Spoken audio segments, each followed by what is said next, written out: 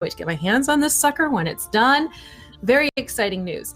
That being said, I'm going to go around now and have my players say who they are and who they are playing this evening, starting with Michael. Hello, my name is Michael Sinclair II. You can find me, I'm Michael Kritz everywhere, and then today I'm playing Gervain, who is a ghost knight. I can't think right now. He is a Carrier from Wanderer human variant, and he's a ghost knight. And he's an edgy boy, and that's what I'm playing today.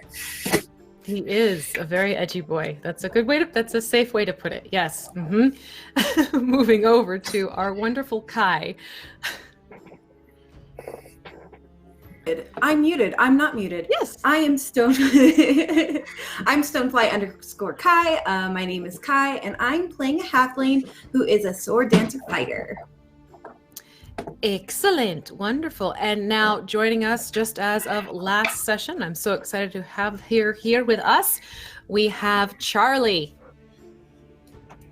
Hello, it is me. I am Charlie, also known as Encounter Roleplay by day, and I am playing Weeble Wobble, who is a little rat-foot cleric who has come to help our good friends here in the Margreave. Yes, it was absolutely wonderful seeing Weeble speak with our next player's PC.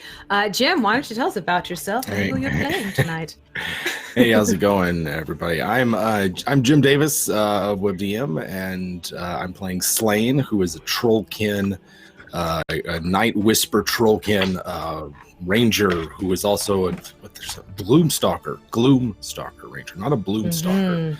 Which would Not be an entirely Bloom, I mean. different, but really kind of awesome ranger if you think about it for a hot second. It would be. That could be cool. Think about that one. Yes, that's yeah, and I'm just still trying to piece together who or what we have in terms of loose ends. You got So that's, things. I'm still just piecing it. It'll be a minute. Yeah, is this as Slain or as Jim? This is his Jim. It's going to be a hot second. Okay, it's going to be one of those nights. And for now, yes. last but certainly not least, we have Sky. Please do let us know. Yep, I'm Sky, and you can find me at Tornpixie Twitch on Twitter and Instagram, and then at Tornpixie everywhere else. And I'll be doing. You Fun. know, I mean, Yeah. you. Yep. I'll be playing Aelok with our Shadow Fae Warlock, who is also a druid. Lovely. I'm very curious for this whole Warlock Druid. It's a combination I haven't seen. I'm very eager to see where it goes. We might be joined later by Jesse, who is playing Maurice, our Gearforge cleric, who is the most uncleric cleric there is. But hey, that's neither here nor there. He still has yet to heal one of you, right? It ain't happening. No, it ain't happening. It ain't happening. He's healed It as ain't he happening. sees. That's it. I That can is the heal it. rule. I get a free hit die of healing every short rest. I don't think I need any healing unless I Yeah, take no, an I'm acid just- bath or something. If he's healing, we in trouble. That's where it's come down to. Yeah, that's true. Not That's an true. idea you just gave me there, Jim. Not at all. Yeah. No, I I mean, welcome there the are challenge. hot springs, maybe hot acid man. springs. You never know. This is the Margreave. There needs to be. I hope so. I'm looking forward to it. It is the Eastern that hasn't been fully explored yet, so you never know. One time I got below into the low teens. So I will say that there was that one. Yeah, I forget which one that was. But I'm telling you, that trollkin blood. But it was because of Aeoglyph. That's why I got caught in 2 AOEs. So yeah. Yes. Oops. So, does anyone want to recap what we had going on last session? Weeble Wobble can. Okay. Weeble Wobble remembers. Yes. Yes. let's So, hear from the there normal was side. You'll get Weeble Rick. She was going Yes. down the road. She'd been contacted to come and help some people. She'd had a few whispers from her friends about them and was very excited about it. But there was a small problem that the bushes kept moving and the trees were whispering and they were going to see their neighbors. But it's okay. She was found by a good friend. rode down to this little place in the woods, which was very serene and lovely. In the front garden, there was the little halfling fighter who seemed to have a lot on her mind. And inside, a lot of people were stood around with worried faces because Gypsophilia had been kidnapped by Baba Yaga. But I'm sure Baba Yaga will be okay. There was a very mad guy who was storming around, and he made the other guy very mad, and then one came from the back, and he went out, and he got very mad. He is the one that has the cloud follow him. He came back, and the cloud was darker than ever before. I suspect he did something that was unwise. But that happens to everyone when you're in the Margreave, right? You know, everyone indulges in little things when they're stressed. Weeble Wobble likes coffee very much. That reminds me. I had a lovely conversation and we all had a nice little drink and some pie. It was a very good time, and then I contacted my friends to see how things were gonna turn out, and they said it's gonna turn out real good. Eventually, probably. And Maurice came back. He had been talking to his little friends, probably trying to find out about this little friend, but they don't talk, you know, it's fine. And Maurice has a lot of thoughts and a lot of things on his mind also. So we tucked ourselves into bed to rest because, you know, the winter, it brings in dark thoughts and dark times, and the weather pressure gets into everyone's sinuses, everyone gets a little headachy, and it was time for a nap to recover. I left a little doodle on the window, and I curled up in a corner with my candle and fell asleep. I love Weeble Wobble. That was very well done. So you get 3 extra temporary HP for this evening, and take an inspiration for that one because that was beautifully done in PC. Thank you so much for that one. So yes, we have it where our intrepid heroes have all sort of bedded down for the evening to get a rest.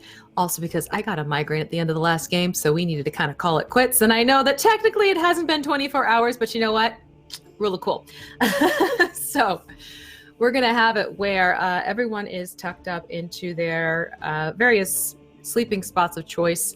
AOL, Zira, Gervain, you have that room that has been set up for you in the longhouse that you've been using for a while now. You know, you have all your belongings in there, and you've kind of collected a little bit of things here and there from the Elseed, who have tried to make sure you're comfortable, especially now with the snow coming in. You'll notice on your beds there's a couple of extra blankets, and in fact, you each have gotten more winter wear like things, like maybe a shawl or a scarf, that type of warm winter to keep you warm and everything like that. Would Slain still be trying to sleep underneath the window area where he was before to get some sunshine on him, or would he go back into the room as well? I mean, if there's still daylight out, he probably is there. I have a quick question about the weather. So in the Grove, it's winter, and that's sort of a reflection of how Gypsophilia's health or spiritual connection, because everywhere else it's like it's turning early into spring. Right? Yes, there are flowers starting to bloom and things like that if you're to go outside of the Grove at this point. Yeah. Okay. We're shifting into like the third week of early spring. I don't know if we need to start gearing up on some heavy coats or anything like that. Well, in the Grove, yes, you're going to want to stay warmer than before. Yeah, he'll stay inside by the fire, mostly keep to where everybody else is. If it's still the day, you know, at night he likes to be outside at night. Yeah, at this point it was definitely night when everyone was turning in. So it is nighttime, and there would have been an extra bed in there as well for you had you have chosen to go in to settle yourself. And Maurice most likely Weeble likes to sleep on the floor. Okay, so then Weeble found her little nest, so to speak, in one of the corners of the longhouse where you still get this little bit of heat coming from the fireplace as well, and the light's dim enough so you can actually get some rest. Maurice is off in his usual spot, which is interestingly near where they keep the antlers of those who've been exiled from the Grove itself, which in the history of time known to the Elseed, there are only 3 sets of antlers that hang up in this hallway, and you can tell it's a neglected hallway. There are dust motes, there are cobwebs growing on the antlers and things like that, but for Maurice, that's where he tends to connect the most with his various gods. So you've all have fallen asleep. It's been an eventful past couple days, quite frankly. and you know that the Crimson Mist is now no longer an issue. You still have Drosera locked away in one of the hunters' homes. She is paralyzed currently with an arrow through her vampiric heart, but you haven't had a chance yet to go over and speak to her. You know that Finium must be plotting something, for he disappeared into the armory with his 4 hunters for a long period of time. And Federata, the daughter of Josephilia and Delphinium, she is very much sort of almost at a loss as to what to do with herself.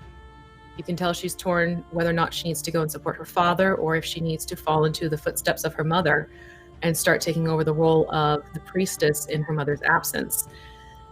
But as you sleep, Gervain, you find yourself falling into an extremely deep sleep. From the intensity of the emotions and the anger you have felt, and quite frankly, you wore yourself out with those couple of screams you had going on earlier. And it also helps that little Tsar has sort of tucked himself next to you. You can feel his warm body radiating heat, giving you that little bit of extra warmth. He's started this deep rumble of a purr that you can actually feel coursing and vibrating through your own body in its rhythmic fashion. And you fall deeper and deeper into slumber. And in your dreams, you find yourself in a familiar spot. And it's one that you haven't seen with your own eyes since leaving. And you're sitting at a table, shoulders hunched over, grasping a mug. It's steaming, and you can tell in your dreams from the way you inhale that it is this very familiar stew, often made by the deft hands of Denzel. And as you look up from this mug, you see first the bright smile surrounded by an aged, leathery face, and the bright twinkling eyes of an old man who you know has seen much, but knows even more. But the look in his eyes is tinged with a bit of sadness as he's looking back at you.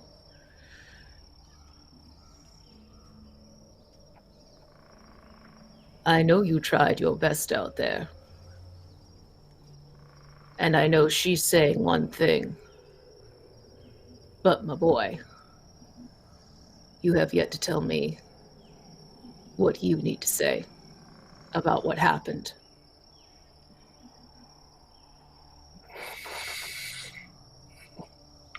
Well, she decided to chase the big game that was out there. No one's done it before. We've all been told to avoid it. And so was the other one. He decided to go up against it first and looked like he was about to take it down, and I guess in her ego she took both of them down. The one going through the trial and the big game. And I don't know, she lied. She lied about me interfering and hurting him in the process, just so that she can seem like the strong one in the elders, to the elders' eyes.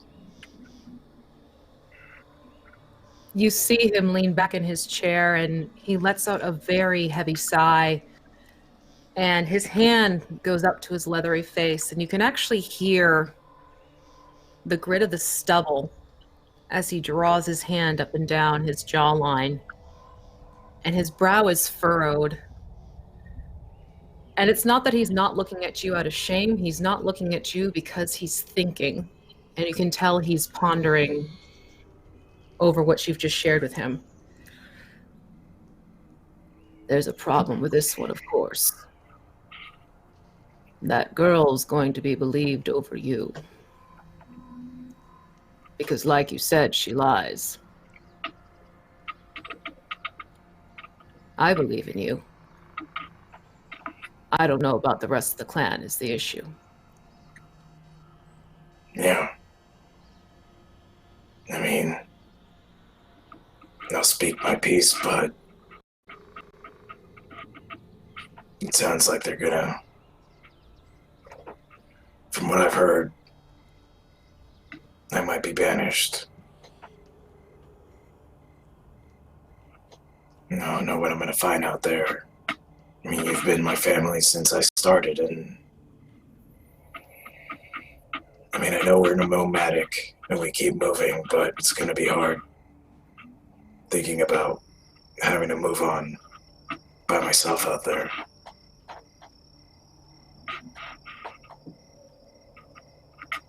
So, Well, let's make sure we have things ready for you, my boy. If they can't see, sense, at least I can send you out there with necessities. And even though we won't be traveling together anymore, you have been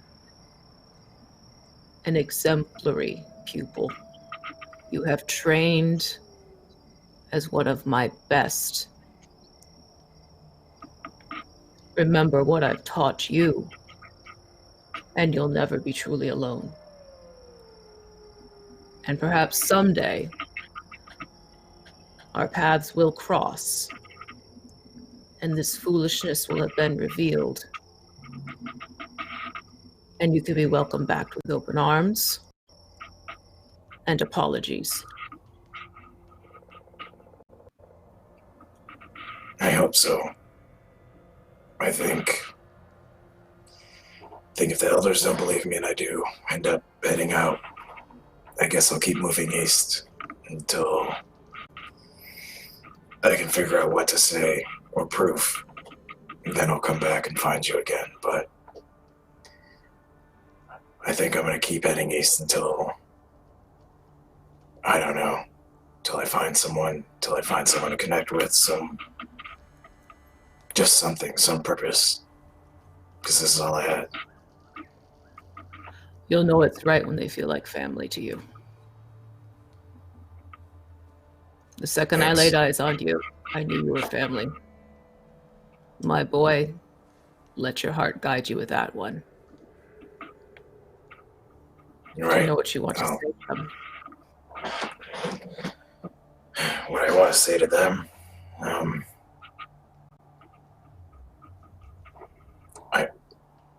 I don't. I think I'll explain my piece, and then I'll go around thanking everyone who has given me lessons. So at least I can save a little bit of face by the time I leave. And he gives you this sad smile, but you see this light of pride in his eyes as he looks you over. That's perhaps the wisest approach. And he pushes back his chair and hefts himself up using both of his arms. And even though he's standing up, he's not standing fully upright. He's sort of hunched over a little bit, and he grabs his staff that once was a great weapon for him and now is used as an old friend for support. As he walks over to you, skirting around the table, and he places a hand on your shoulder, and it's not a pat, but you feel him put pressure upon your shoulder and just give it a squeeze. And without saying a single word, you can feel in that squeeze the love and the fondness and respect he has for you, for the choice you've just made to stand up and speak your part. And he releases that grip, and you hear him shuffling out the door, and you know he's on his way to let the others know that you've made your choice to speak. And you sit there staring into this dark bowl with a thick stew, the steam still rising. And in this dream of yours, the steam gathers and swirls and grows upon itself. and it starts to fill your vision.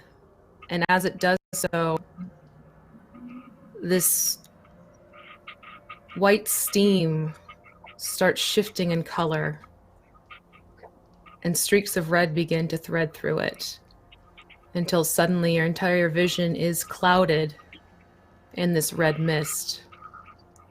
And your dream shifts. It's in the middle of a battle, and you see this paladin deftly swinging his sword around, battling off these foes with a determination you've never seen before and a confidence you admire. And within this attacking party, for this paladin is certainly outnumbered, you see a tall, gaunt man standing there with a fanged grin and flashing red eyes, skin the color of parchment. If it weren't for the fact he was moving, you would think he was a corpse. But yet you hear in the back of your mind Denzel's teachings of the vampires who can often be found wandering, finding their latest victims. And you can see this paladin standing there, teeth gritted, going in for a swing at this tall, gaunt man. And just as it looks as though that sword is about to hit, this man extends out a gnarly fist and is able to knock this paladin off his feet with one fell swing. And he's on the ground. And his head hits the back with such a sound, you audibly hear the crack of his skull within the helmet, showing the strength that this man has in just one swing of his arm. And you see the fist clenched around this sword slacken, and it falls out of his open palm. And as you look up from this hand, your eyes catch the menacing gaze of this red-eyed individual, and you see his smile broaden at you as you see the fangs protruding mostly down, pointed, and the grin becoming hungry. And once again, that mist starts to swirl around and gather, emanating from this gentleman in front of you, as if emanating from his eyes, until your vision in your dream is once again clouded with this mist. And this mist hovers in your mind, in your dreams, as flashes of the battles you have gone through, the temptations you have faced, until the last thing you see before you snap your eyes awake is your hand uncorking a vial filled with blood, tipping it up to your lips.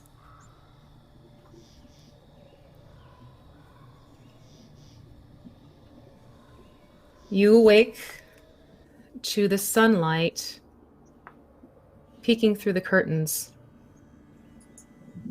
of the room that you share with your companions. And as you startle awake, a sunbeam has fallen across your portion of the bed. And for a moment, you could almost swear that it hurts. And you pull your hand back and look at it, almost as if to check and see if you've somehow been burnt. But you see nothing. But you can tell with the way your body is feeling right now, perhaps drinking that vial of blood may not have been the wisest thing. So, Gervain, you have been given in your journal the effects from having drank, consumed this vial of druidic vampire blood that Maurice had collected and passed along to. What I need from you is a d6 roll to find out how many days you will be dealing with the pros and the cons of your decision. Okay. 3. Okay, so starting today, for the next 3 days, you will be dealing with both the positives and the negatives, as I have shared with you. If you have it open, you are welcome to share with our fantastic viewers what it is you are going to be facing. Go ahead. All right. So for the number of days roll, 3. I have a climbing speed equal to my walking speed. I can cast Gaseous Form once per day without components. Temporary increase in strength and constitution by 1. But unfortunately, I have disadvantage on attack rolls and ability checks while in sunlight or inside a dwelling I haven't been invited to. I must succeed a DC 15 Wisdom saving throw to cross running water or enter a dwelling without invitation, and disadvantage on persuasion and deception checks. So, and then obviously Gaseous Form as an ability that I have. So that is what I'm going to be dealing with for the next 3 days. Yes. So, Little Czar wakes up at your jolting and just sort of tips his large free head at you.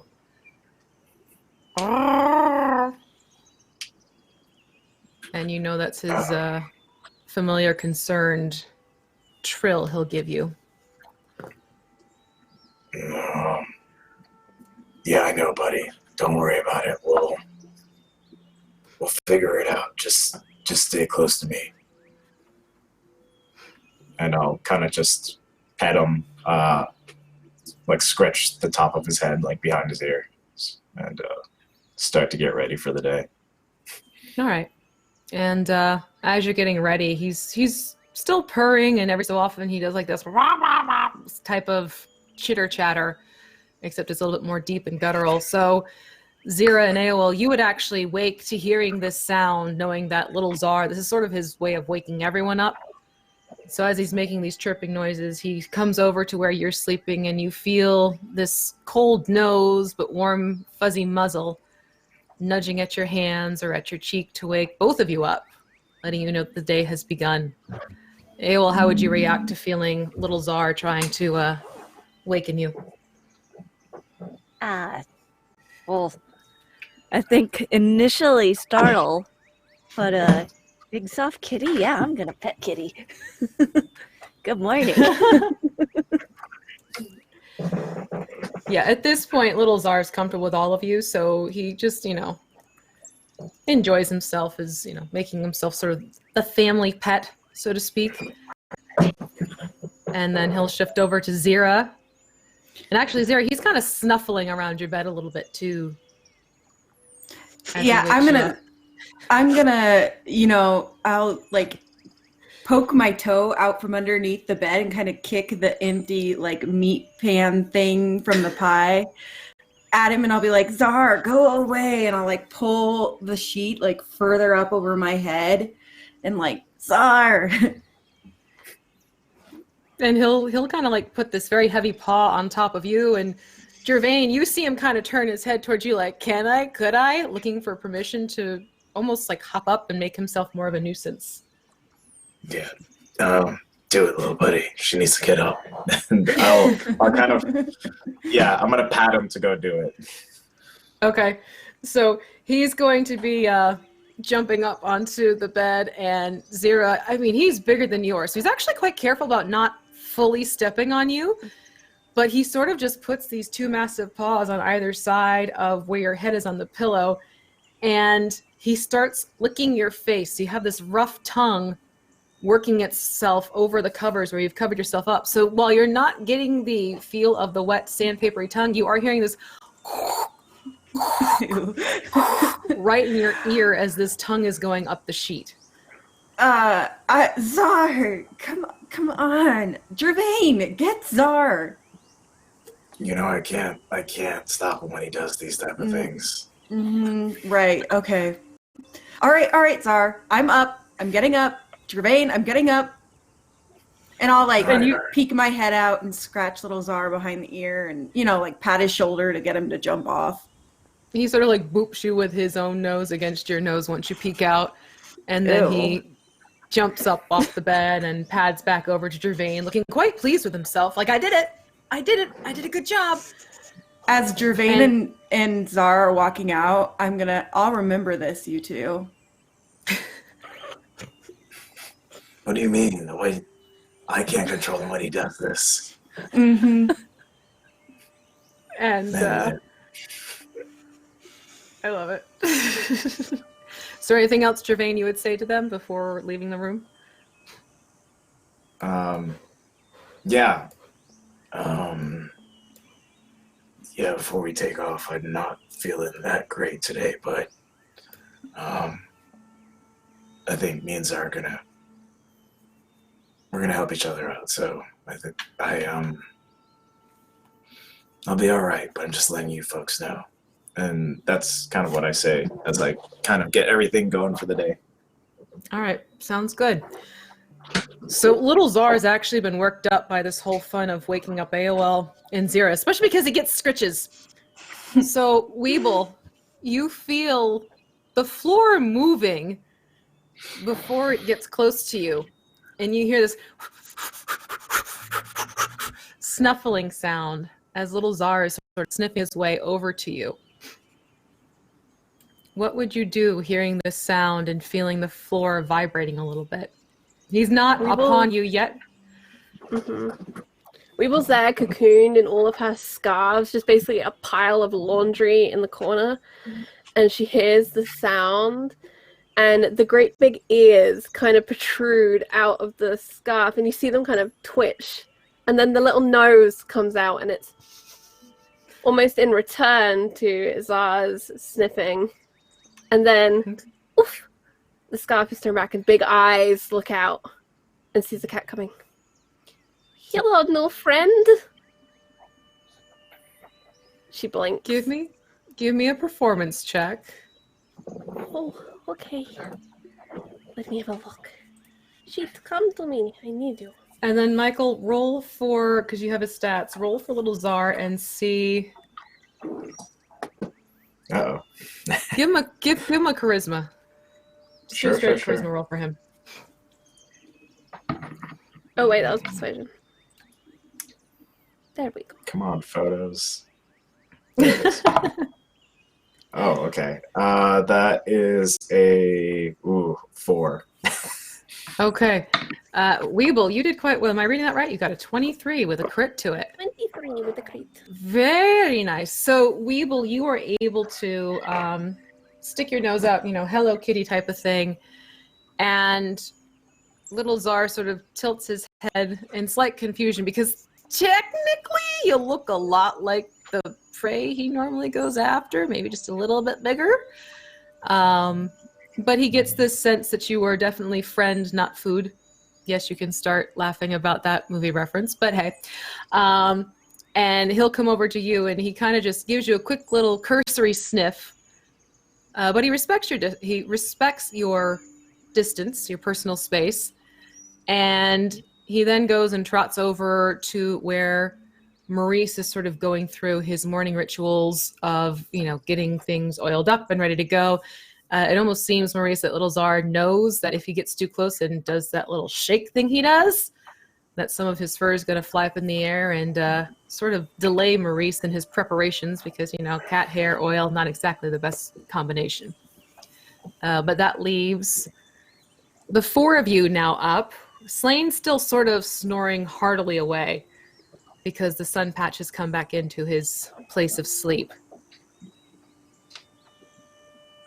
So what would the 4 of you do as you awaken and see each other after a rather interesting evening?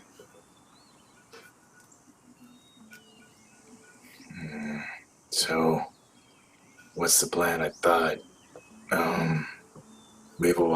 you said that you spoke to some sort of your guidance they may have given you some sort of clue as to what we should do next. Oh no, they didn't give me any clues. They just said that everything would work out in the end. That our leader needs to be strong, and she'll look around for, I forget what her name is. Gypsphilia Jr. It's And Faderada. thank you. So she'll look around for Faderada. And as long as Faye stays strong, things should be okay. Well, we still need to find Gypsophilia and Shrek. And we should calm down the very angry man. You're right. Oh, and your little friend in the basement. We should probably go and speak to them, no? Yes, we should. We really They're should. very close friends, no? My what friend?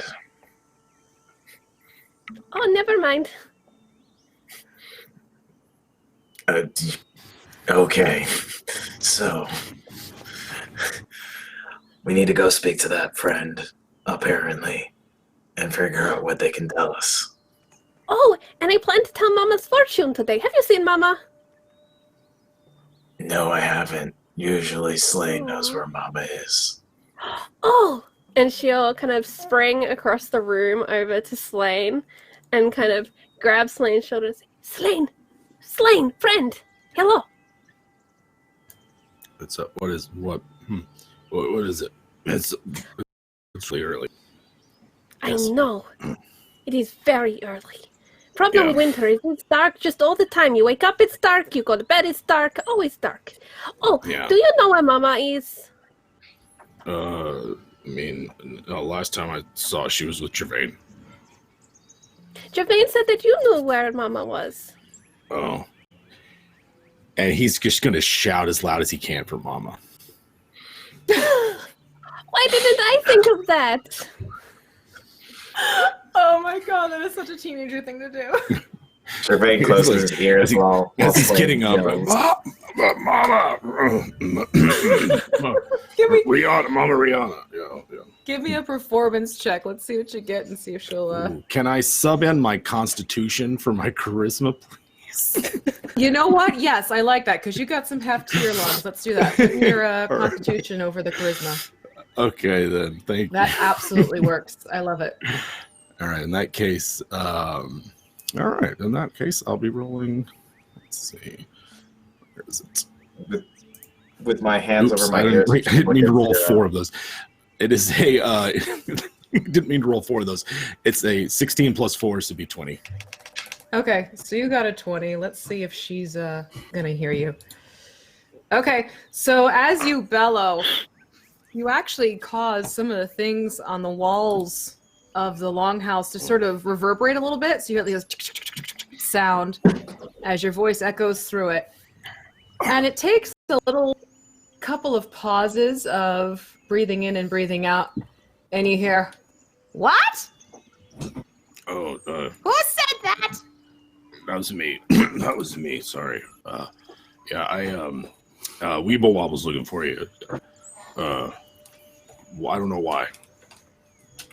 And you'll see in the library loft area this huddled little form wrapped up in an old quilt. So really all you see is more her big eyes and her little button nose peeking through.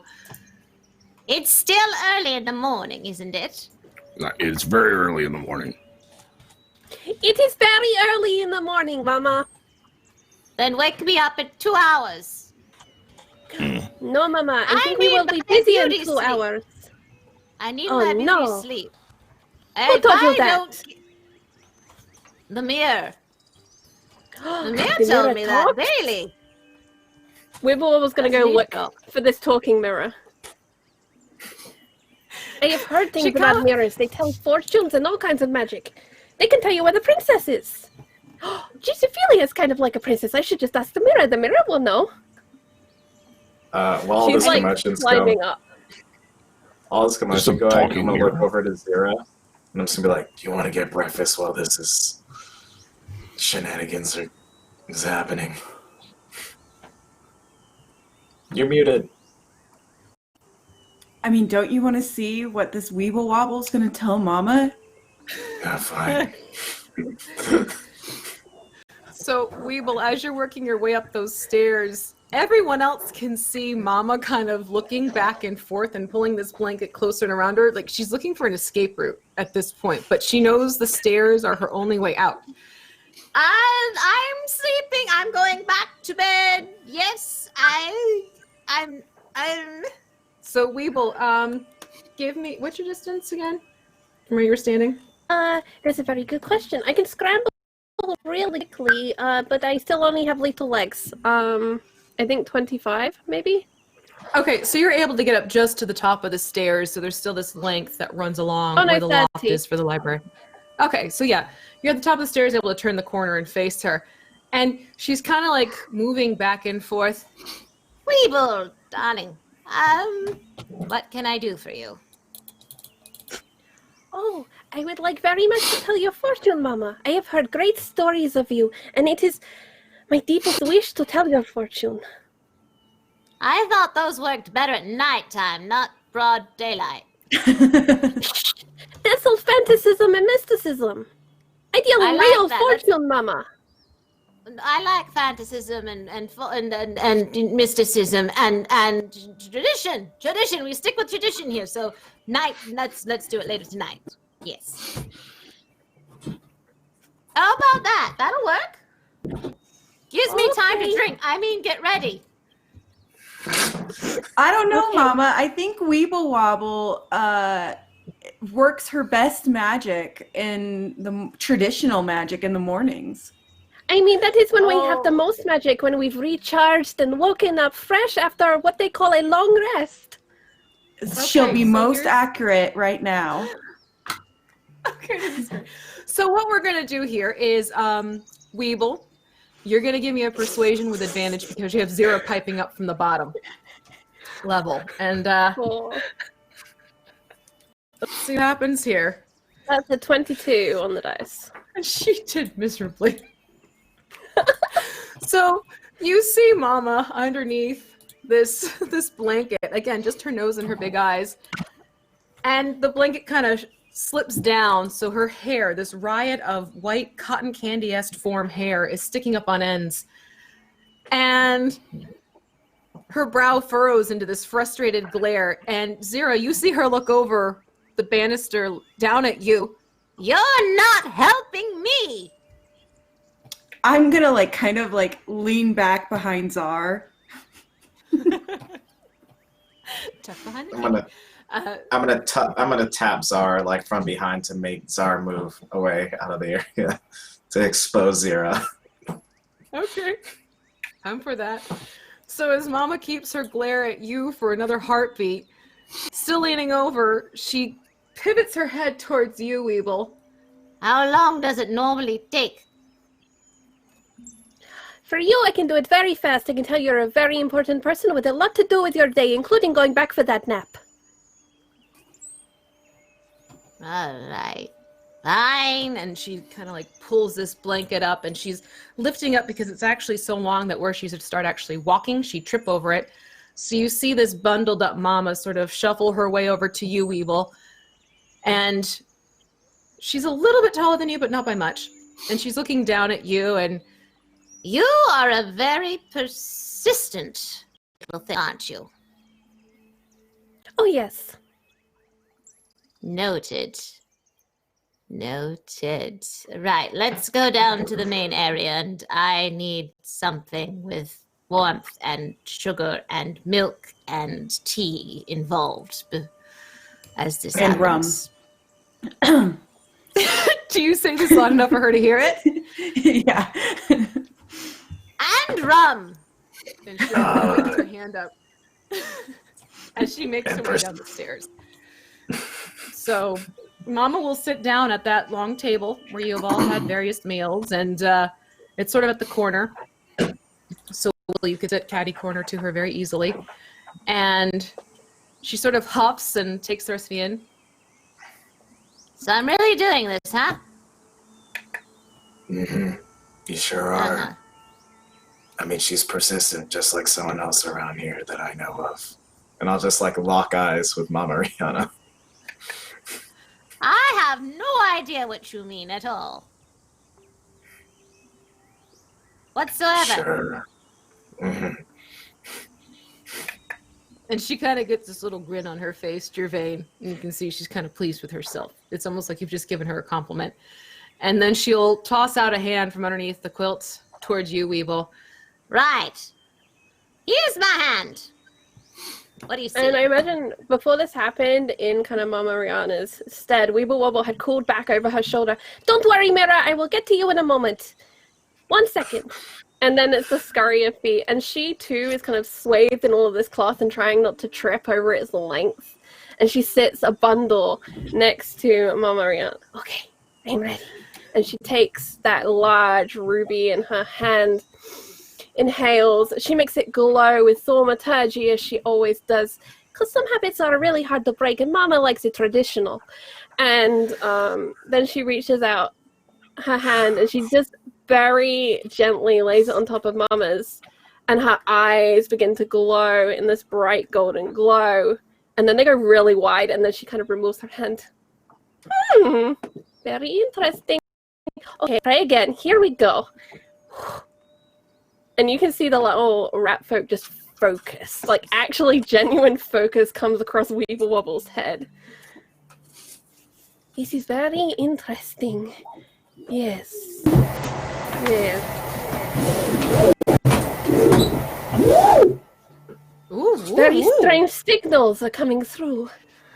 I don't know what that means. That's Is Are that those you? the spirits talking to you? I thought it was you. That's not me. I don't make noises like that.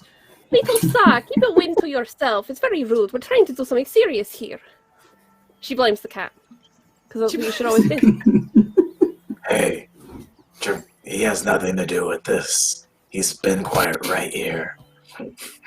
Weeble And you Wobble turns her realize- head and fixes you with the You gold realize- knife.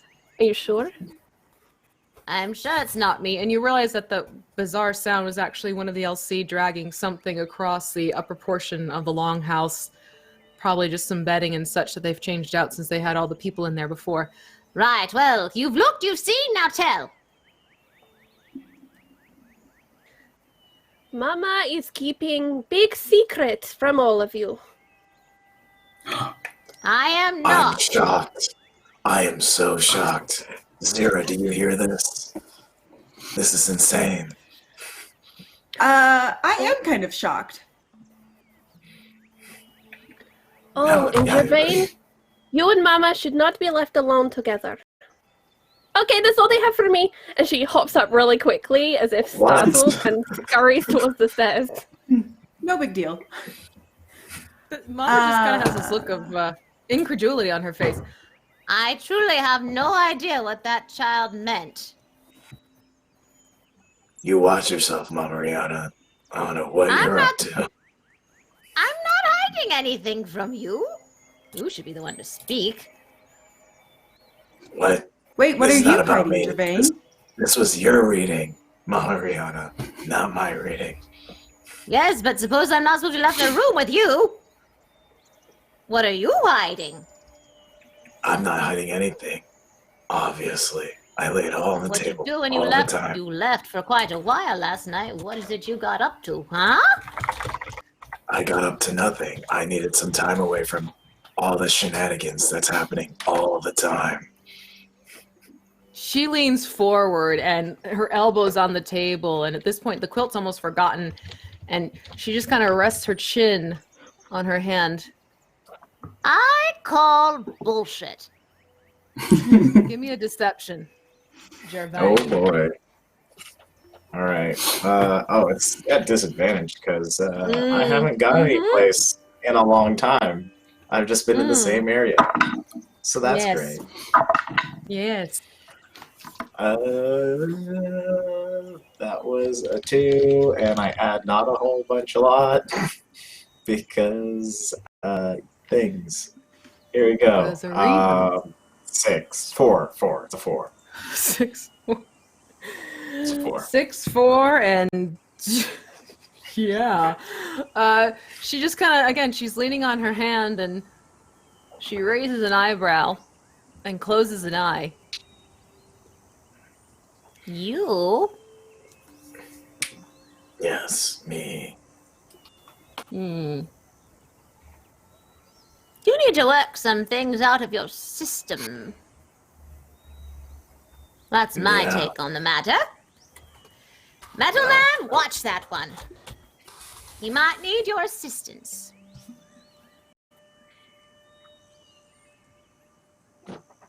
Oh, you're muted. Muting.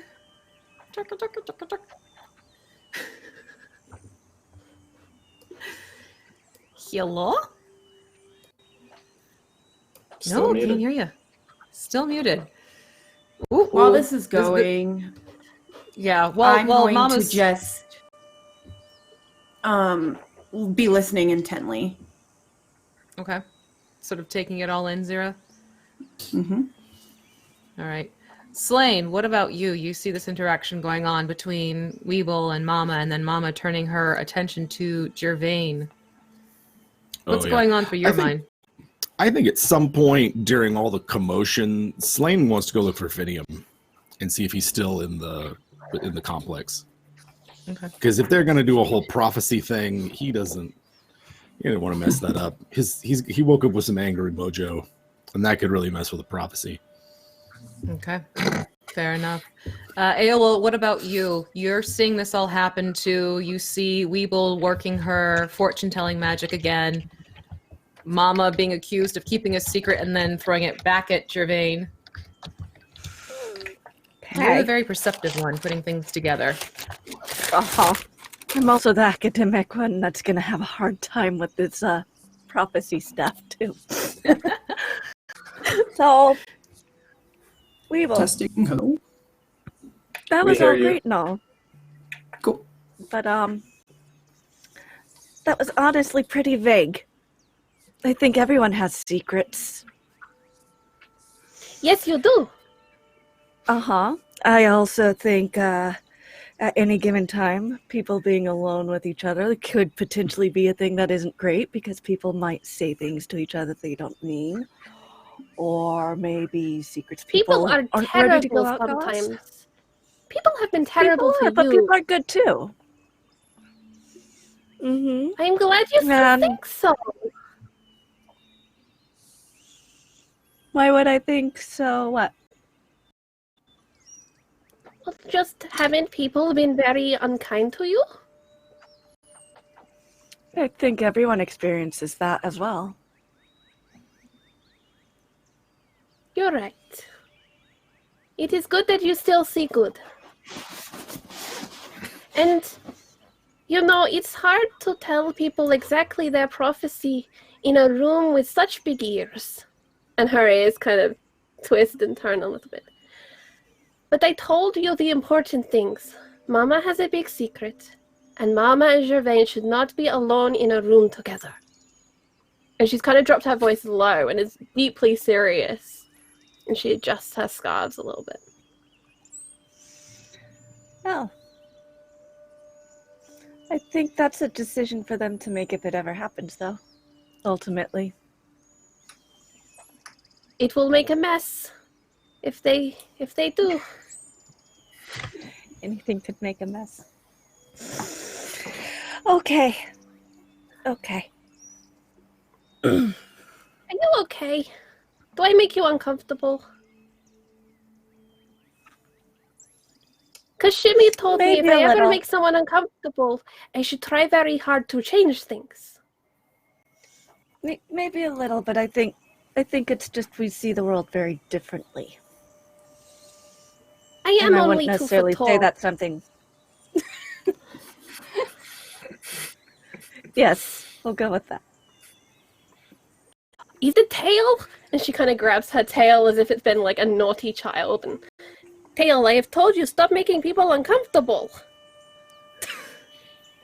Actually, I think the tail's quite cute. Oh, she lets it go and it kind of flicks happily. And her whiskers are going at the side of her face. Well, I promise I will not ask my friends about you unless you tell me it is okay. I would appreciate that. You're welcome. Do you know the mirror? Could you make an introduction? The mirror. No, I don't know the mirror. It's a magic mirror on the wall. It tells Mama she needs beauty sleep. I don't know the mirror, so I couldn't introduce.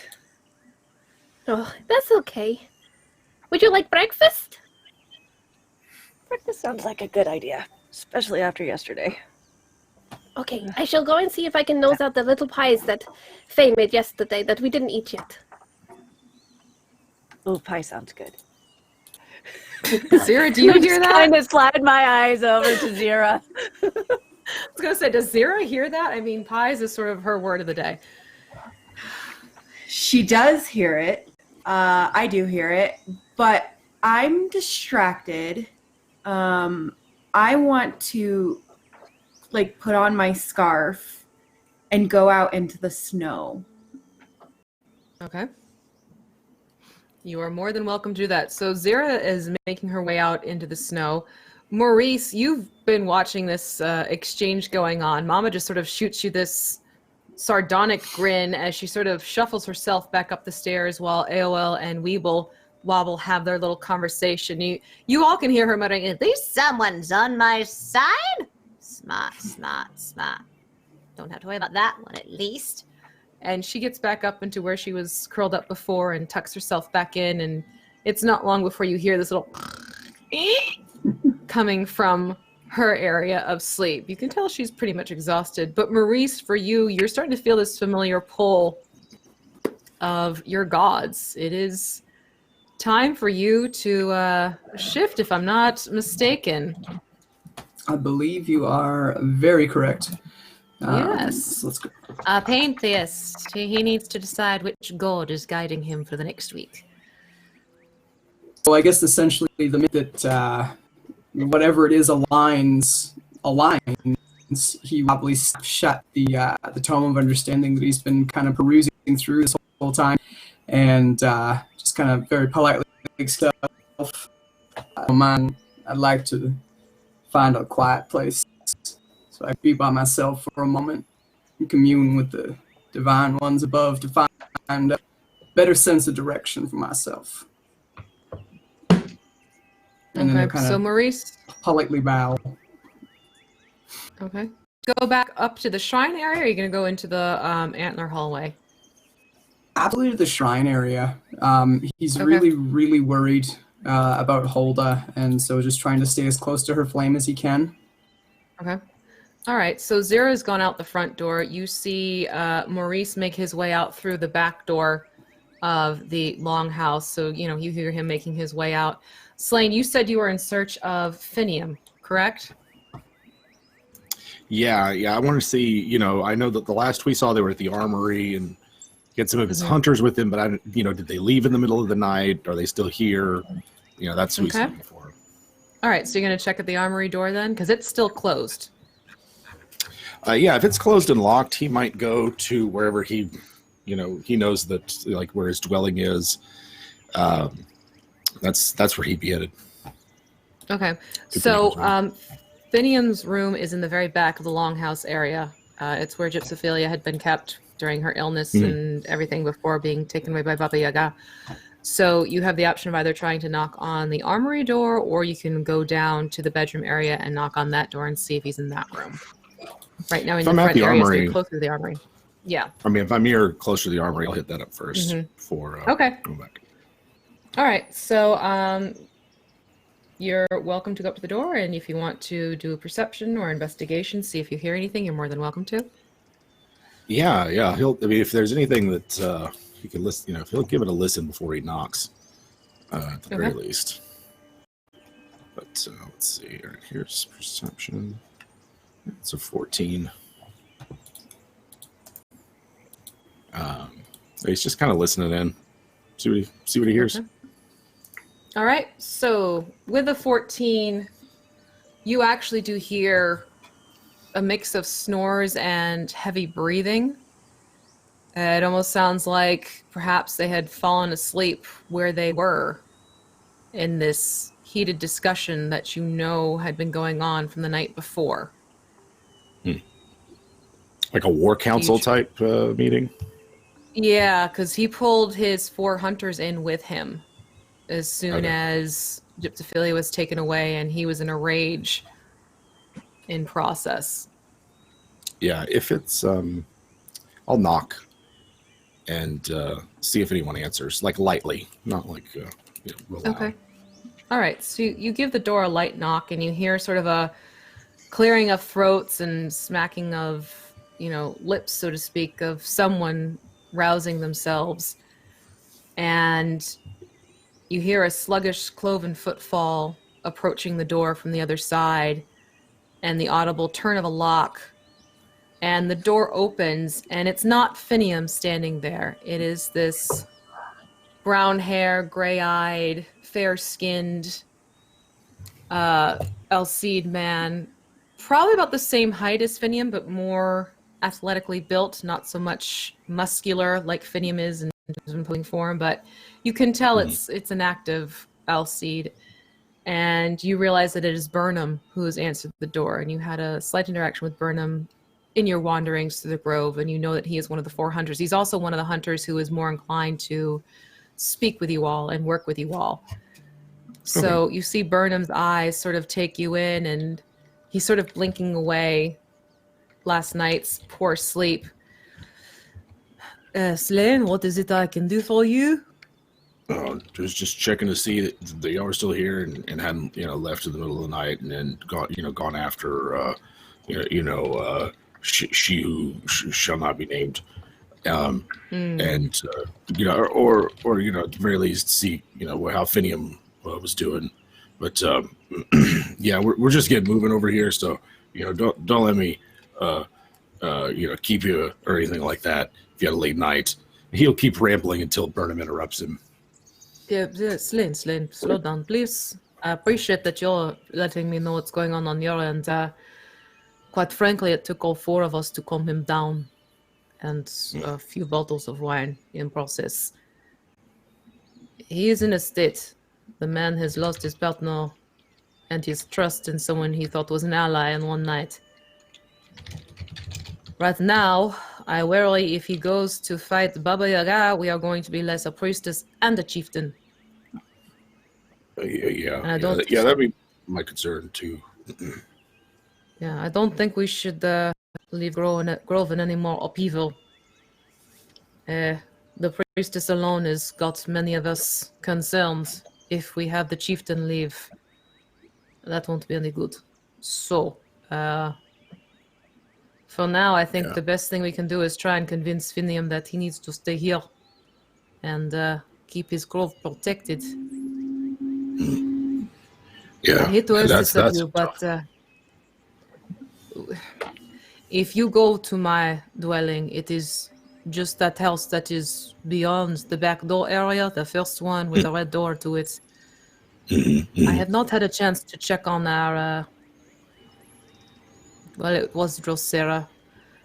I have not had a chance to check on her. She is contained, but we need to get answers from her. Find out what's in the why of all of this. Yeah, for sure. Yeah, I'll go check on her. Sure. Don't go alone. Take your companions with you. Oh yeah, no, for sure. Yeah, because that'd be really bad to go visit a store. Yeah, all right. You are going... Thanks for the tip. Oh, wait, young man. Just wait. This is important. You need to make sure that you have the iron shackles upon her wrists and all of her legs. And that if you want her to start speaking, pull the arrow out enough so that it is not in her heart, but keep it in her body should you need to return it back into her heart. That's pretty clever. Thank you. Yeah, understood. It's important. All right, I leave it to you and your companions to find out what was going through her head and what the plan was with her and that god-awful mist. I'm going to get Finium into his room. Hopefully he will sleep this off and hopefully be a little bit more reasonable. The last thing we need to have him do is charging up to Baba Yaga and demanding her to give him back Gypsophilia. Yeah, I don't think that'd be a good idea either. Good talk, Burnham. And he's gonna go looking for Maurice. Okay. And maybe All right, so Burnham will. Yeah, he'll sort of like give you a nod in accordance, and he'll softly close the door to the armory, and you hear the lock go back into place as well. So that leaves you with your companion still in the eating area, which isn't too far from where you're standing, actually. So it's up to you if you want to share with them the information that Burnham just gave you, or if you want to go seek out Maurice, who is up at the shrine. How would Slane want to handle that situation? Slane is he's a good boy. At the very least, he's going to swing by the kitchen and let everybody know what's up. Okay. So everyone except for Zira and Maurice, since Zira went out front, you'll hear Slane reiterate what Burnham has passed along to him about how Drosera, who is the druidic vampire, the one who released the ancient vampire lady, Veilmist, and basically say that you at some point are going to need to interrogate this creature to find out more of what and why she did what she did type of situation. So Slane, we have it where you're lumbering off to go find Maurice. Maurice, you have made it up to the shrine, and the snowfall has gathered enough where it's not as if there are intense snowdrifts or anything like that. It's just one of those early fall snows, like when it sort of sneaks up on you surprisingly. So the ground is covered, but you can still see the leaves peeking through the trees.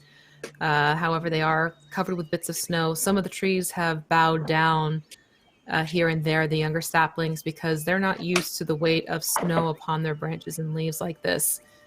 And it's a little bit more quiet than normal. The sounds seem almost amplified as your metal feet make contact with this snow. And you make your way up to the shrine, and the flame is still burning brightly. And you do see Fedorata. She's almost keeping vigil by this flame. She is wrapped up in a rather thick shawl. You can see that there are dark circles under her eyes, and she actually doesn't register you're coming up because she is so focused on praying to Hulda as you make your way there. Maurice, very softly, or at least as softly as he can, try to warn her, and then put a hand on her shoulder from behind. How burns the flame? It still burns brightly and strongly. She's still with us. Good. I think. I feel. What am I supposed to do? There are people that continue to praise her. She will continue to watch over. It is the nature of the God, at least to my understanding. I think would want you to do exactly what you've always done. Keep the faith, keep the fire, most importantly, keep the hearth of your life. There's not much else we can do. I hope you are right, Maurice. You should know better than I, for you are familiar with more gods than I am. And she has taken you under her wing as well. If you don't mind, would you sit vigil for a little while? I perhaps should get some rest. I have been here all night. Absolutely. Peace be And with you. she'll extend her hand up because she's kneeling right now and hope that you'll assist her in standing. And you can tell Definitely. she's Lean right down, she's a little bit hoist her up. okay. And she looks at you with gratitude and pulls the shawl more tightly around her, and you can see the snow that's sort of fallen on her as she's been sitting vigil, and slowly she'll walk away from you, and the footfalls of her hooves on the ground, and you can see her footprint as we lose Gervain in a swirl of something. And you see her slowly walking away from you, and you can tell, looking as she departs, she just has this weight of the world on her shoulders. Here is this young woman now faced with the fact that she doesn't know what's going to happen with her own mother. Her worry is for her father and his mental state, as well as the grove that is now suddenly quite potentially going to be her responsibility, considering everything that's happening now. And she makes her way back, and you can tell she gets over to the longhouse where she will be able to hopefully get some sleep. And that leaves you standing at the shrine. And as she said, that flame is burning brightly. It hasn't faltered once since you've spoken. And the snow, interestingly enough, it isn't gathering around the shrine itself, more around the edges where nature picks up around it.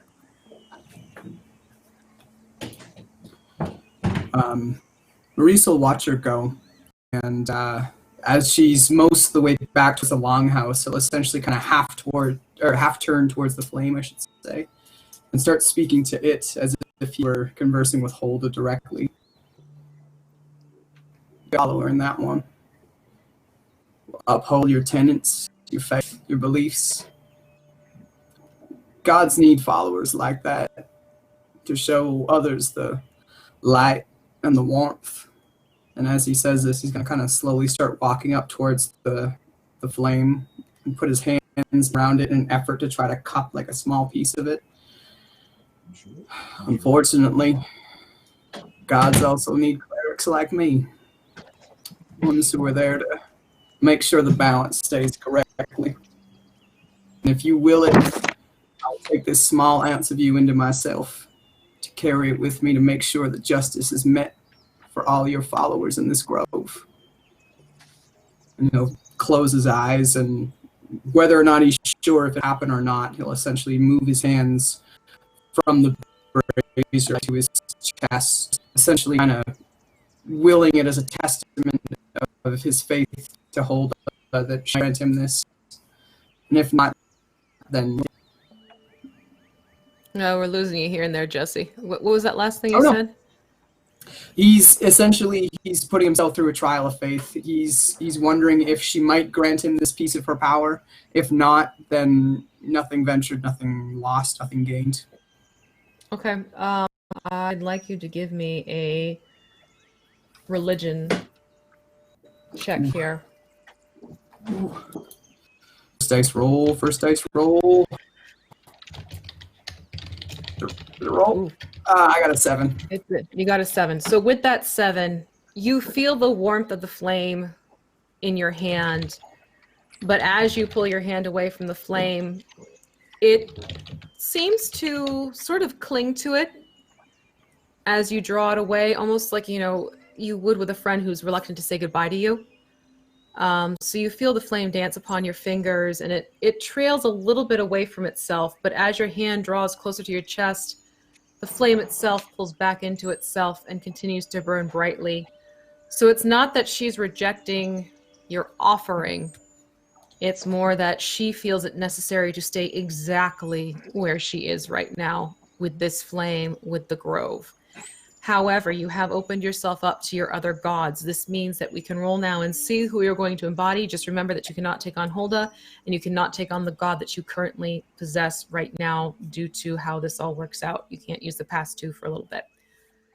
Yes. So I actually rolled 2 by accident earlier. Would you like me to take the first one? Both of them qualify. Let's go with the first. Sounds good. The 10.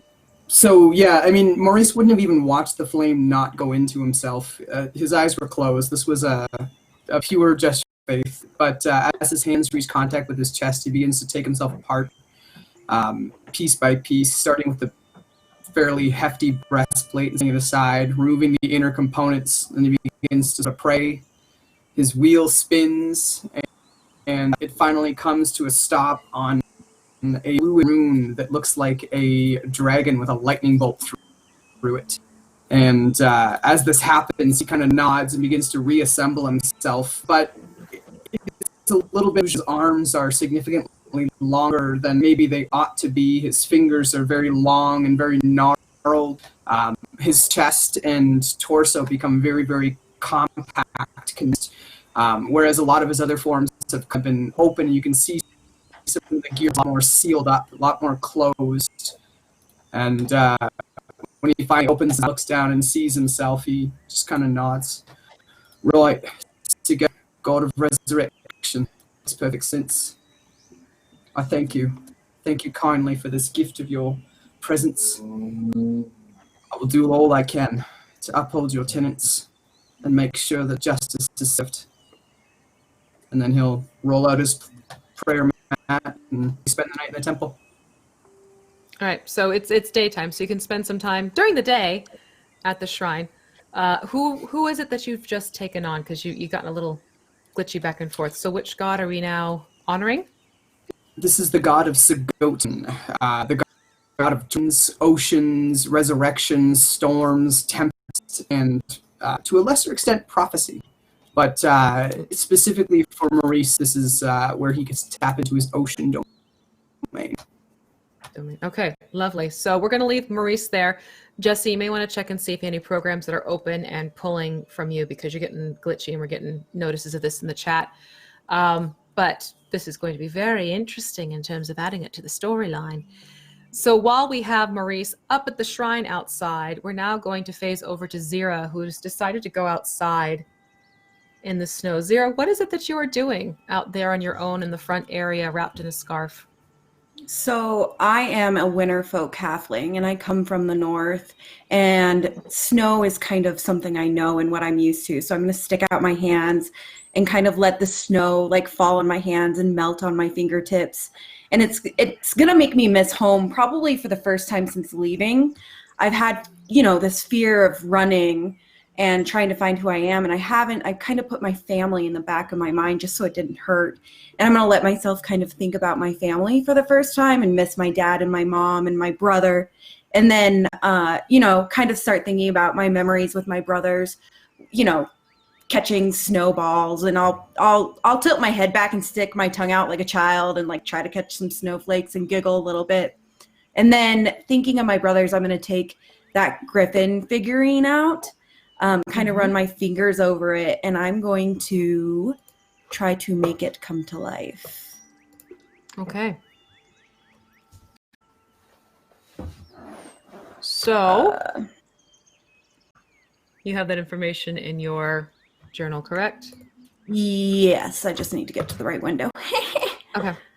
Okay, so as you're sort of finding the information in the meta mode, Yes.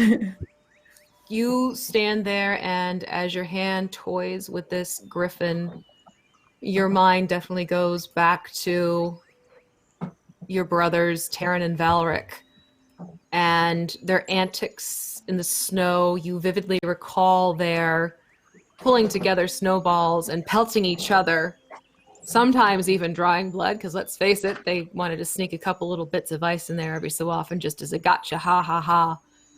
And they would turn and include you in on the fun. However, they were very careful, making sure that snowballs aimed towards you were definitely more lighter and fluffier, so that you would still feel a part of their antics, but they took protecting you quite seriously. And especially Taryn.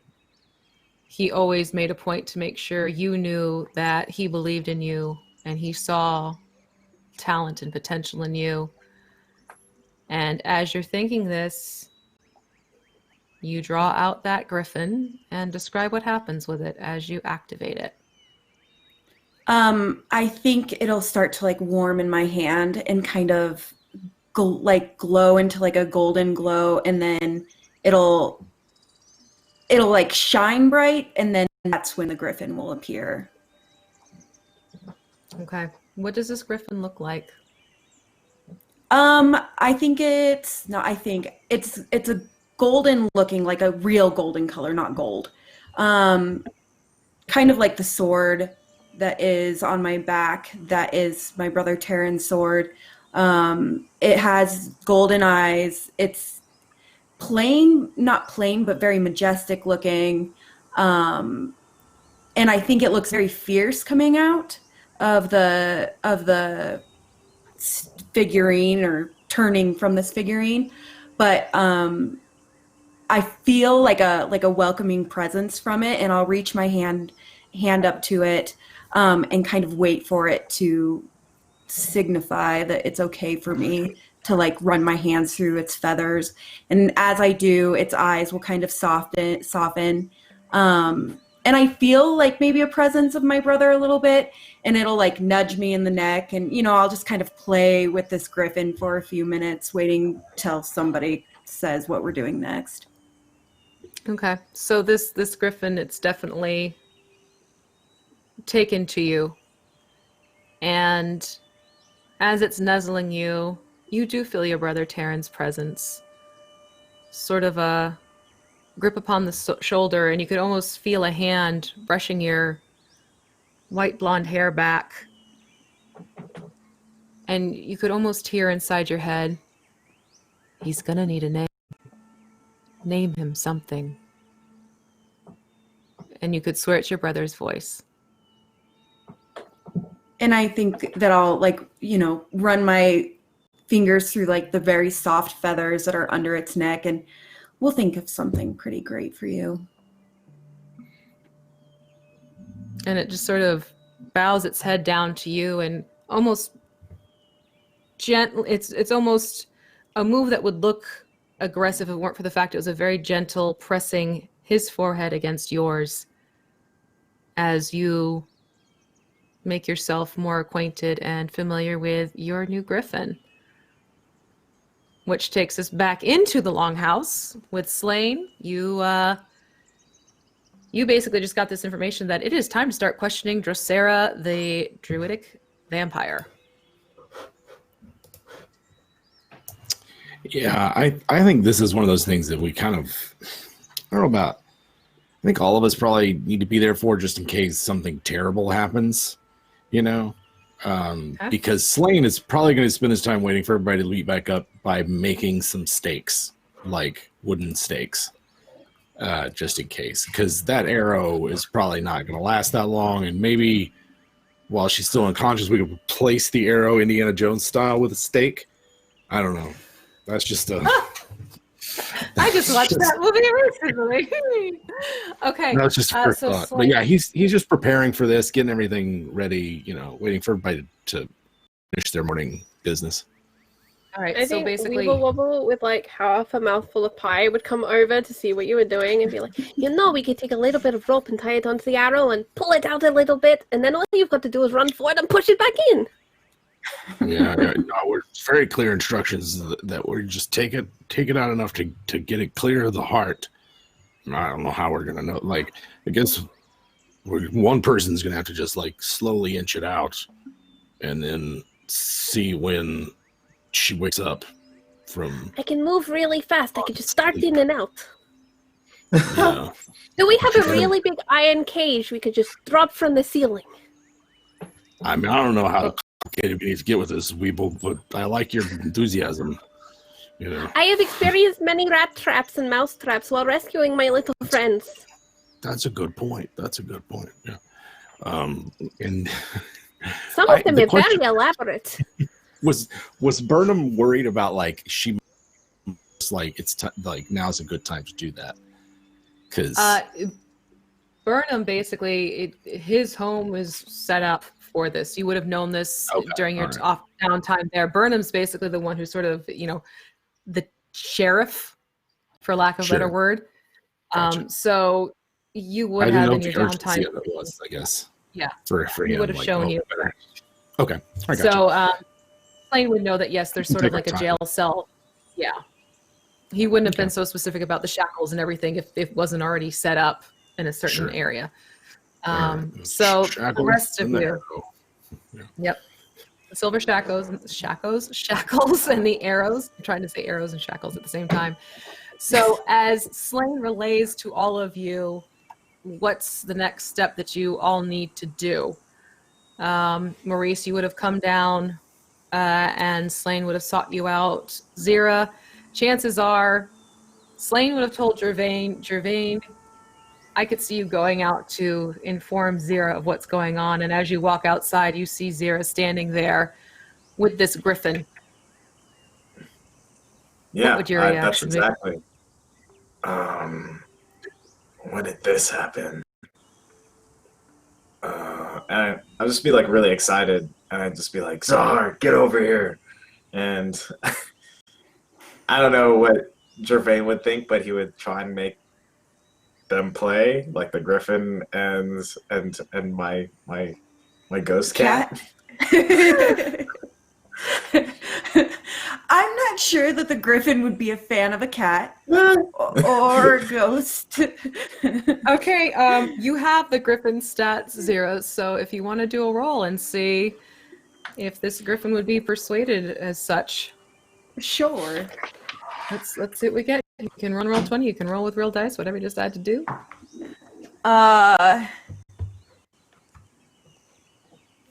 15. 15. Okay. I leave it up to you to interpret how that's going to go then. I don't think the griffin would be a fan of a ghost cat. So he's gonna kind of like ruffle his feathers. They'll get like a little bit big around his neck. And I think that, I'll reach up and pat him a little bit, and then he'll just fly off. Okay. He'll come back. I feel like he'll keep an eye on what's going around. But he's not going to go too far. Yeah, exactly. Mhm. It won't go far from you because this is, connected to you in such a way. So really, little Czar is sort of left kind of like a bounding puppy. I'm picturing this one, jumping over here a few feet, looking up and kind of getting down and then jumping back up and running in a circle as it's watching the griffin circle around. So little Czar is trying to play, but right now the griffin's kind of keeping its job of, working with you and protecting you a little bit more seriously. But Gervain, you do need to relay to Zira what has been determined about your next steps as a group. Zira, sorry. I got excited. Czar got excited. Czar, get over here. Just calm down for a bit, buddy. Anyway, Slain is making steaks. I thought he was making meat steaks. He meant wood steaks. He doesn't communicate the best all the time. So anyway, we're not having steak for dinner or lunch. I'm disappointed. I'm sure you are. Anyway, so we're gonna be talking to that vampire that we have locked up and interrogating them. We have to kind of be a little bit careful with the arrow that's already in their heart, figuratively.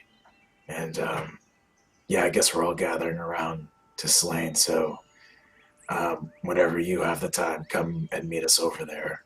And I'll start walking towards where Slain and everyone else is congregating. As you walk away, I'm going to not like grab your hand, but lay my hand on your hand and just, are you okay? I'm trying to work some things out, and this group's been a lot lately. It's been a lot to take care of, I think. And I feel terrible. And I feel like I need to do something about Shrek leaving. So I guess no for now, but I'll figure it out. And go ahead. We'll figure it out.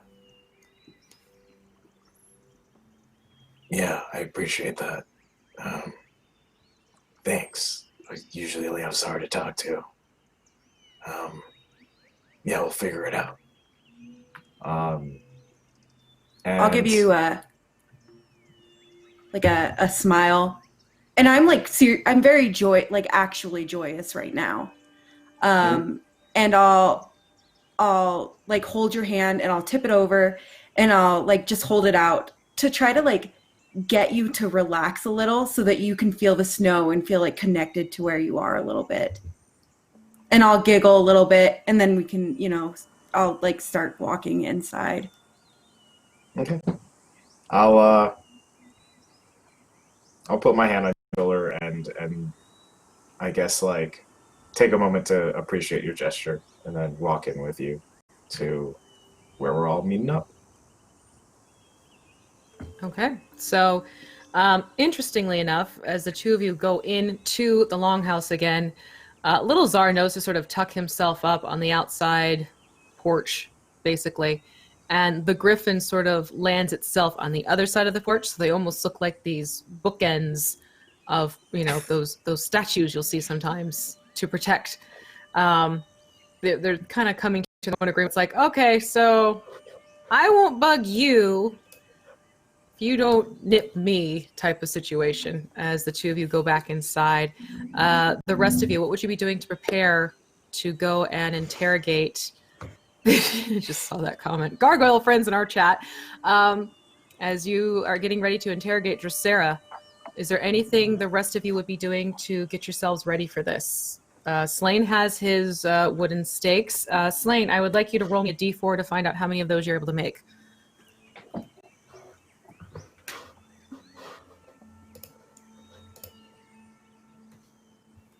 During that time. Yeah, it's going to be 2. 2. All right. So during this time, you're able to sort of whittle together or whittle out. I don't know. You're able to whittle 2 strong enough wooden stakes you feel would serve the purpose should you need them. Aowa, what would you be doing to prepare yourself?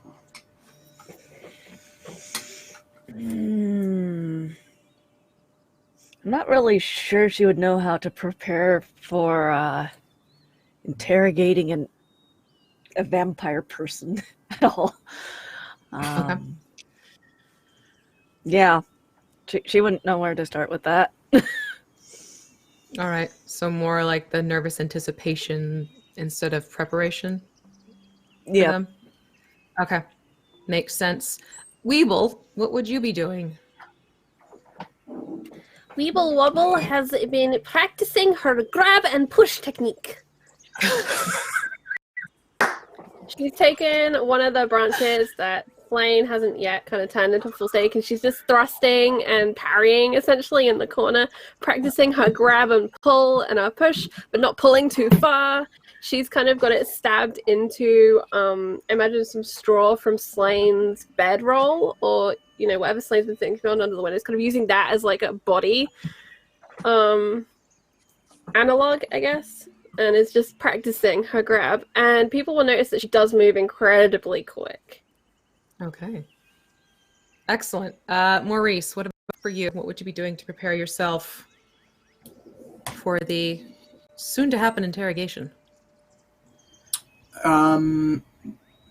Maurice is just kind of gonna go over his list of spells and try to think of anything he can prepare or ready himself to cast in kind of like a quick holy crap emergency kind of setting. And I'm gonna message you what that spell is because it's a brand new one. Okay, and where are we sending this one to me on Roll20? I'll do it in the group chat. Okay, that'll work. Group chat's good. Gervain and Zira, what would you be doing to ready yourselves? Anything in particular, or are you just sort of ready to jump in should it need to happen? I think Gervain would just be ready to jump in when needed. He'd be looking at Weeble Wobble, probably stabbing things and trying to, I don't know, show her the same technique, but like showing her the same technique with how he would do it with the spear, and kind of be like trying to talk along like what they're both gonna do if it goes wrong, I guess, and say like, you pull it out and then, or stab it back in, and I'll be right there, right next to you, or whatever. Just trying to work on some sort of thing. Okay, so I grab the arrow, you grab me, pull, and then push, and then pull. We will wobble very quickly.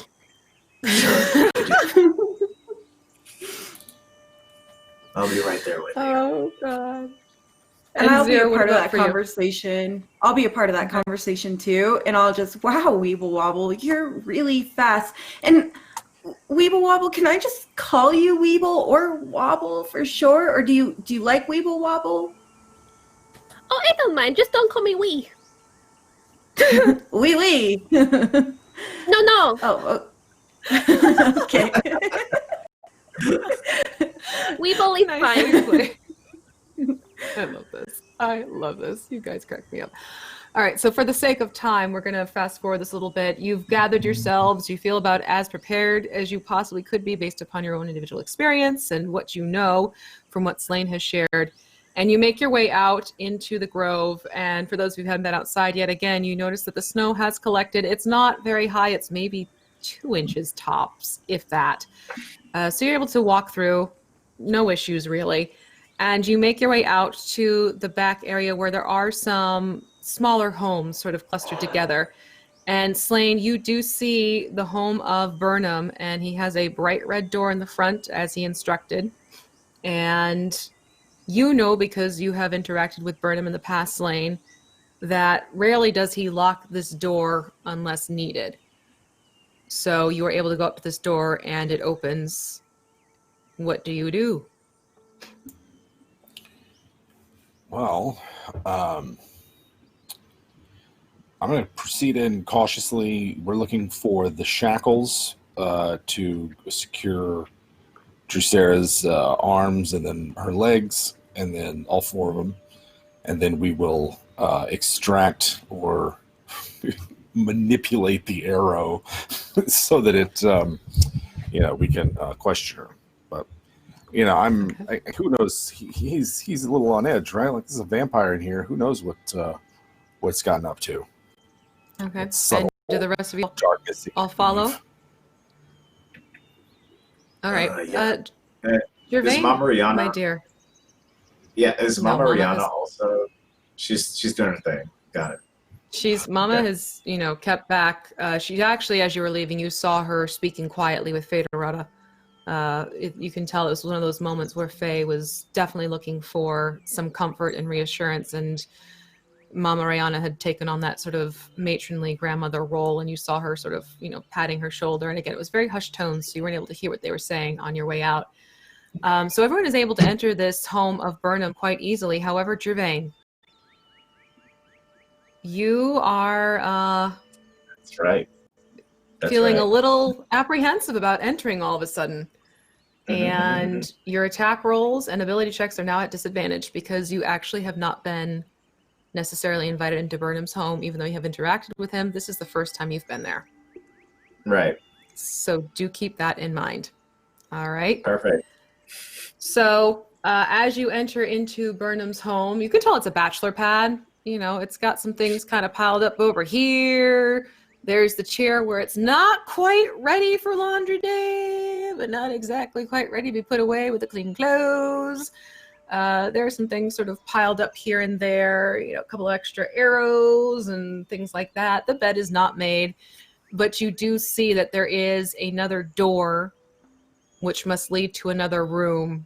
And hanging up right next to that door is a set of keys and lengths of chains with shackles right there for you. He's made it very easy. All right. Well, yeah. Take them. Take the keys. Okay. Open up the door. Yeah. Okay. And he'll just follow the And- instructions. As you open the door leads into essentially what's like a jail cell. So there is a gate, an iron gate set up situation. And you can see in the middle of this closed off, gated, barred area, the lifeless form of who you know was once Drusera, one of the maidens of the Grove, which is actually quite a high and honorable title. You see her, what looks like lifeless body, lying there. The chest is not rising or falling with breath. You see no veins pulsing with lifeblood coursing through it. you would think she was truly dead, especially because this arrow that had come from Federata is lodged in her heart.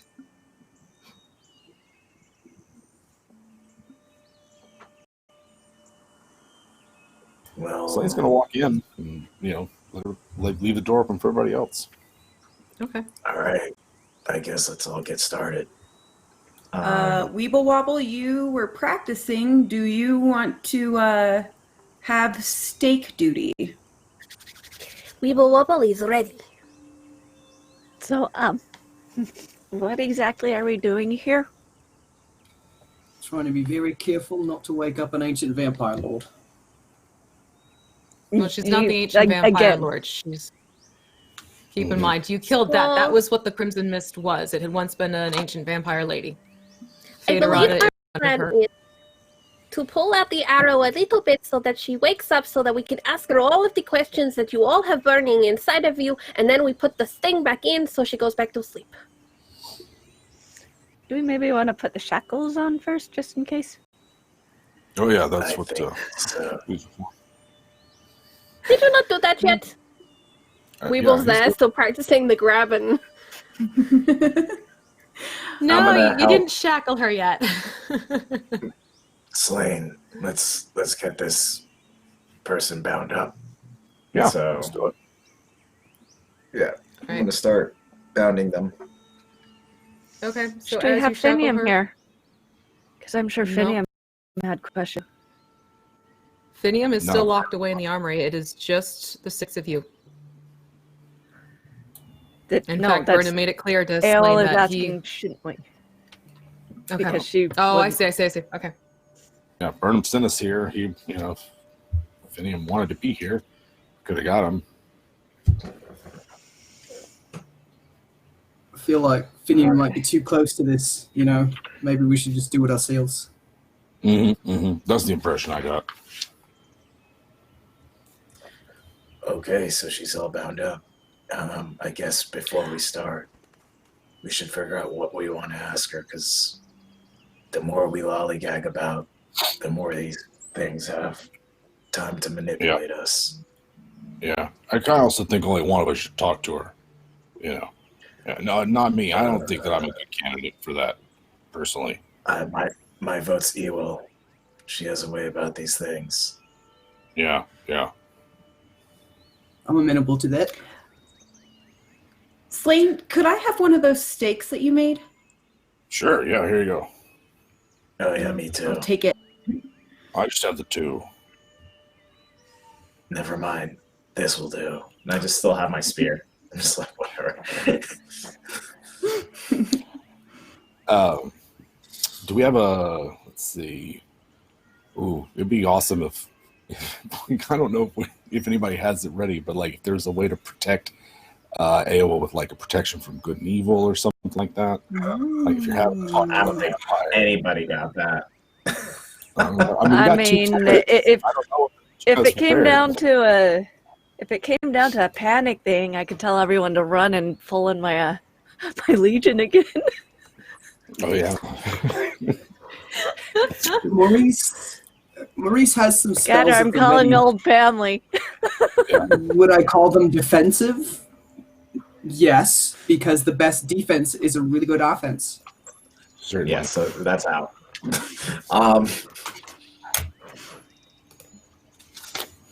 So, Here's a piece of garlic.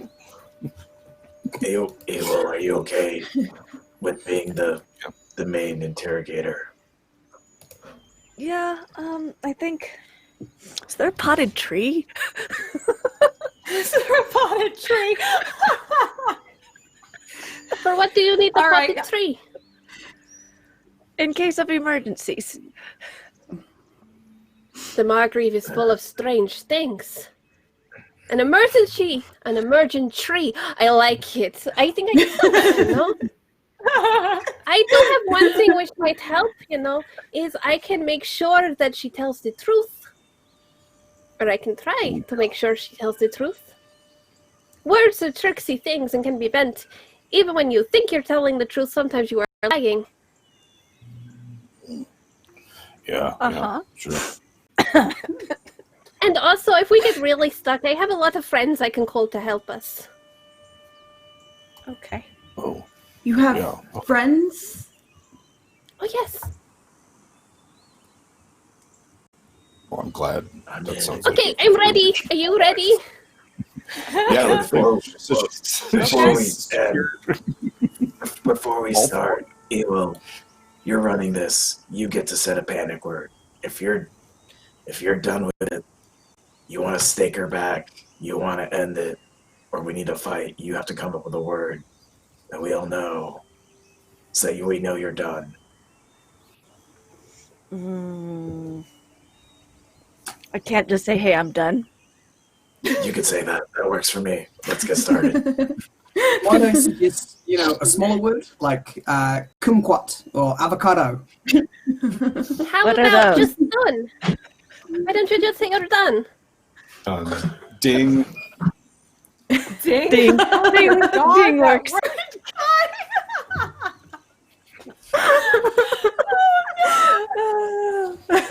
Ding's Hmm. following me in games lately.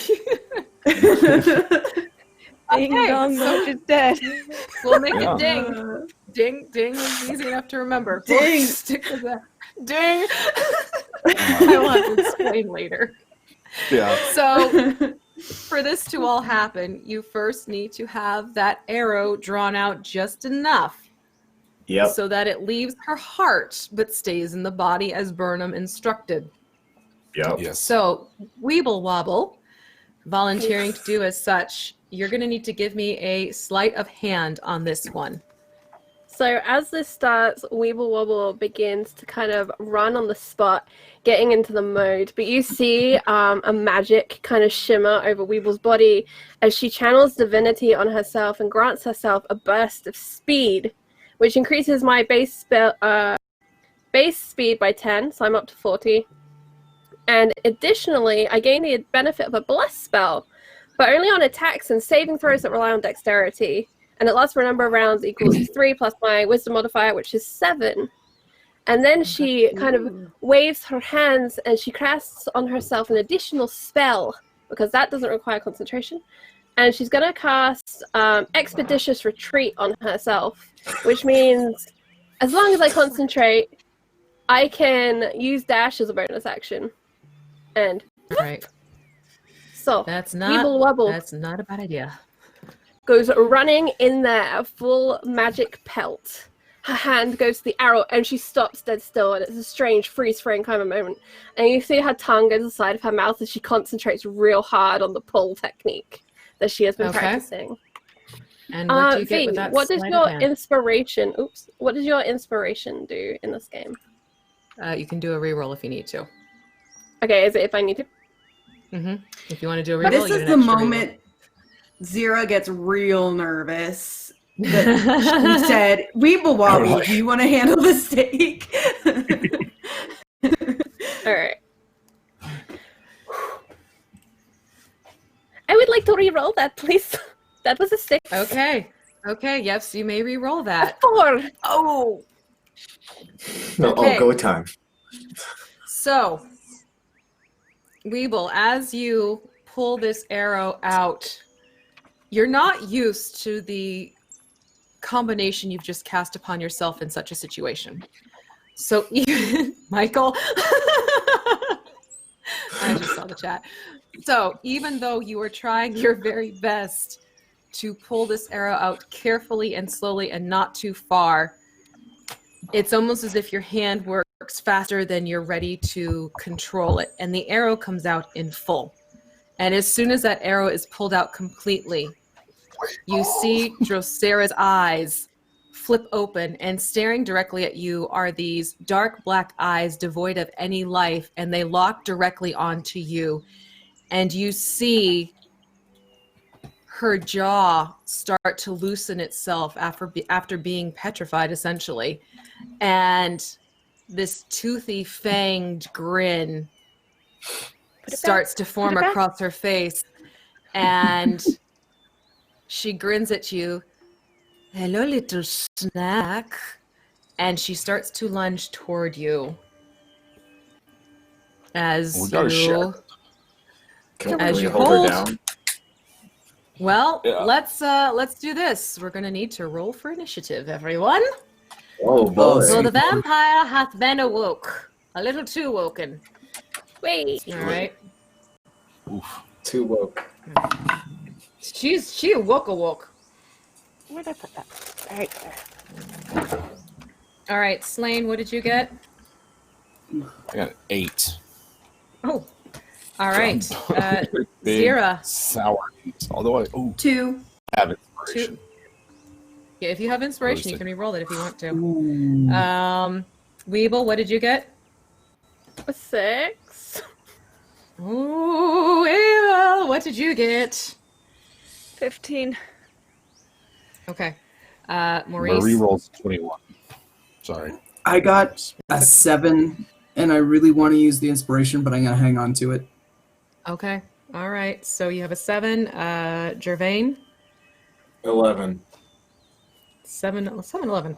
All right. So our marching order is then going to be: we have Slain with a 21, Eowil with her 15, Drosera is there with a 14. Then we go to Gervain with your 11, Maurice your 7, Weeble your 6, Zira your 2.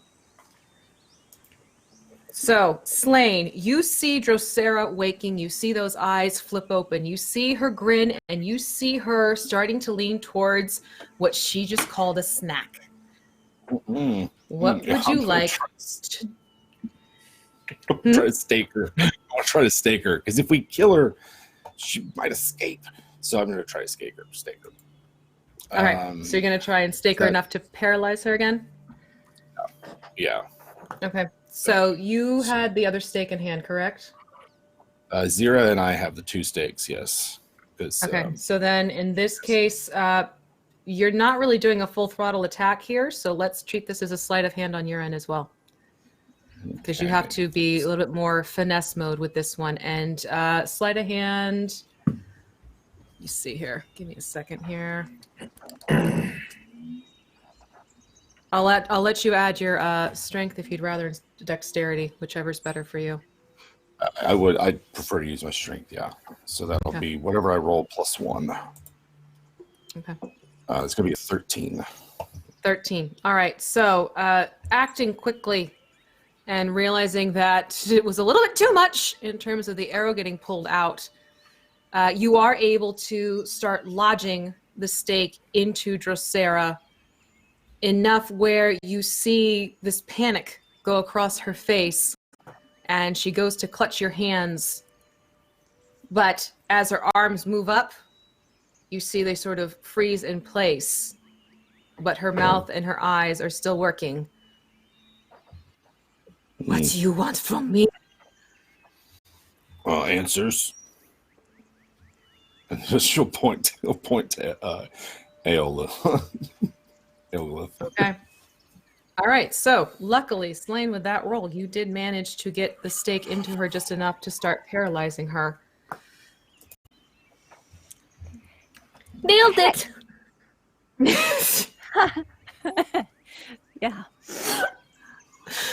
Oh, lordy weeble wobble. So AOL, it is actually your turn in this round. So what we're going to do now is I'm going to treat these as opportunities for questions. Okay? So Okay. AOL. Well, after that little show, AOL's gonna have an Eldritch Blast readied.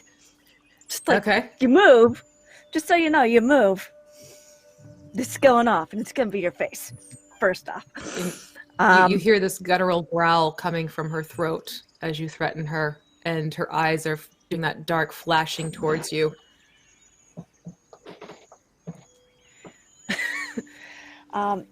Secondly, yes, answers.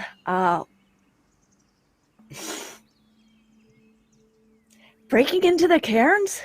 Are you serious? Letting out ancient vampires that were put away for a reason? What's wrong with you?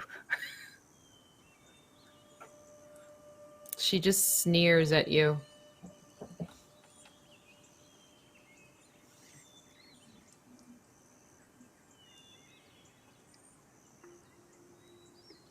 Well, this is going well.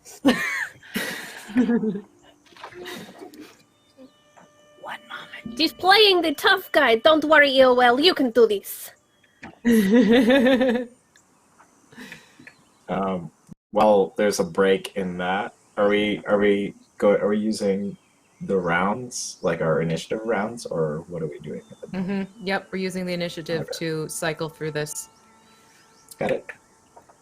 She rolled a 20 on her first response. So she's not speaking at this moment. That checks out. All right. So now, Gervain, it is your turn to ask a question of her.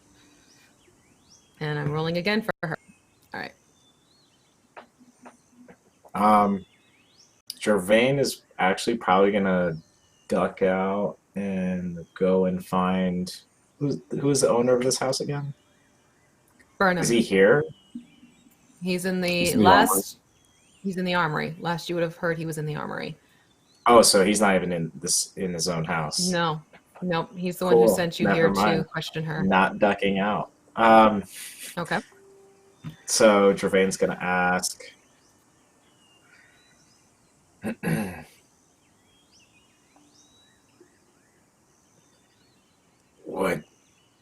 What inspired you? What did you think you were gonna get out of releasing that evil onto the grove? The same thing you thought you were going to get by drinking my blood. Oh man. My power. Your power. I can smell it on you. Do you really want to stay with these fools? You could free me. I could make you stronger, more powerful than you ever dreamed. Gervain? Think about it, Gervain. You could prove yourself, your worth. You could be my second in command. Don't listen to You her, would man. have the grove at your beck and call. Can I? Can I? That's real cute, but that's not what we're here for. That's not what I'm here for. So I'm just Gervain, going I to. need you. Yeah, go ahead. You need to give me a little check here, sweetheart. Sweet. An insight It's gonna check, be- please. All right. Cool. 5 and a 20. So obviously the 5. Yeah. Yeah. 6. All right. So with that 6, Gervain, right now you are facing the effects of having drank. I'm still not sure what we're supposed to be using for this one. Her blood is in your system, and you feel this pull towards her. You feel her words sort of ringing true for you, having this sudden appeal, like, ooh, power, respect, a position of honor. And you feel yourself wavering a little bit with this one as we move next to Maurice. So Maurice had ready to spell in case of trouble. Would this count as enough trouble for that, almighty DM? That is up to Maurice's call, what he feels is trouble for his companions. So essentially, still in initiative. as soon as it looks like Gervain's even considering anything that she says, Maurice is going to clap his hands together pretty loudly. And as he does, a pillar of light and flame is going to appear in his hands in the form of this sort of blazing longsword, or at least the shape of a longsword anyway, made out of fire and light. And he's going to point it very, very, very close to Drusilla's face, and not really say anything to her, just keep a very close eye on her as he looks over to Gervain. You doing all right there, friend?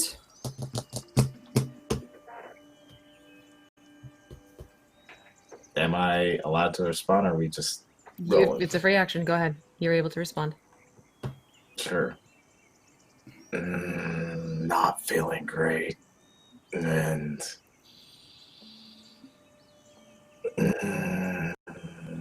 I feel like she's making a good point, but it doesn't make sense. Can Maurice press the blade into her a little bit? Not an attempt to like decapitate her, but just to see if a little bit of pain will disrupt whatever she's doing to Gervain.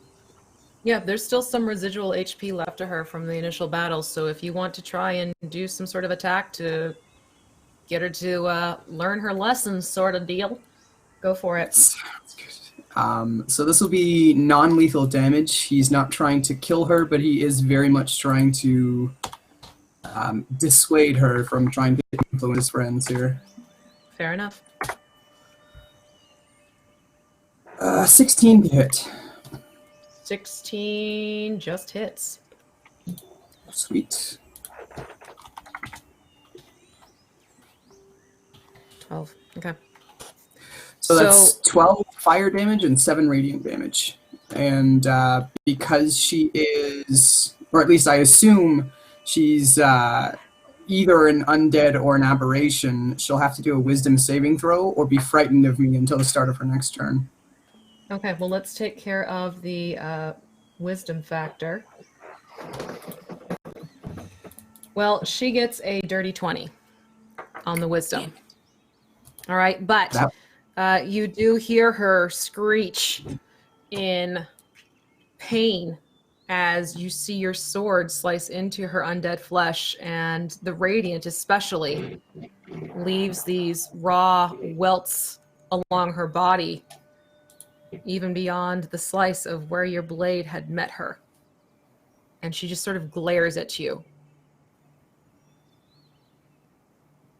Maurice will smile at her, remembering the last time that they had a little one-on-one, and just be content to wait. Okay. He's going to keep the sword right on her, though. All right, sounds good. Weeble Wobble, it is up to your point now. You've seen her try and charm Gervain and tempt him with promises of power. You've just watched Maurice put a little lesson into the mix using this rather bright, flashy sword, literally. What would you like to do?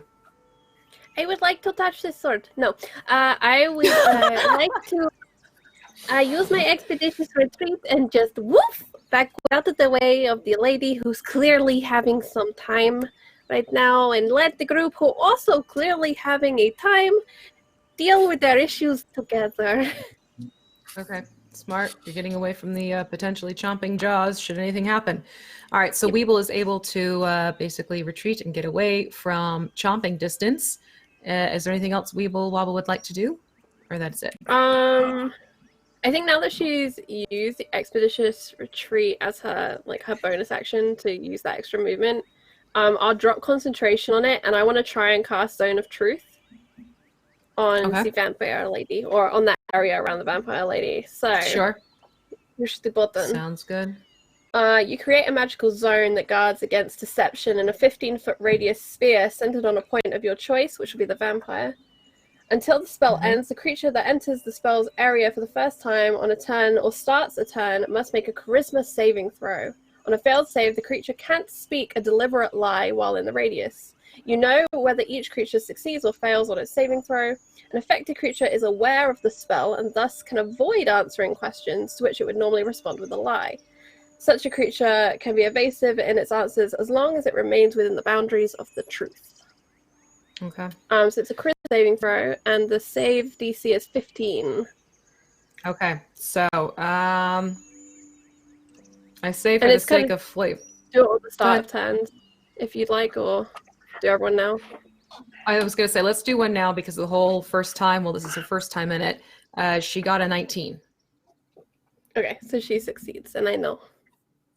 Okay, so we'll address it again. Will also apply to Gervain, Slain, and anyone close to her, because they're in the radius and I can't choose targets. Okay, and this is going to persist then for 10 minutes, and each time she's going to have to do this saving throw, correct? Yes. Yes, I think so. Yes. Until All I right, drop just stuff. making. Great. All right, very cool. So that's gonna be a helpful little trick there, Weeble Wobble. Nicely done. Zero, what would you like to do? You've seen all this flurry of action. You've seen Gervain waver in his convictions, and your other companions jumping too. Oh no. Oh no! So Slain has the stake in or near her heart that he had in his hand. When Maurice did the damage to her, did it affect Gervain at all or no? No. No. Okay. I'm gonna turn towards Gervain with the stake in my hand. Oh no. Oh no. Oh no. Oh Damn. no. Okay. Oh, Gervain, how could you? Gervain, you got to do a saving throw right now. okay. Oh no.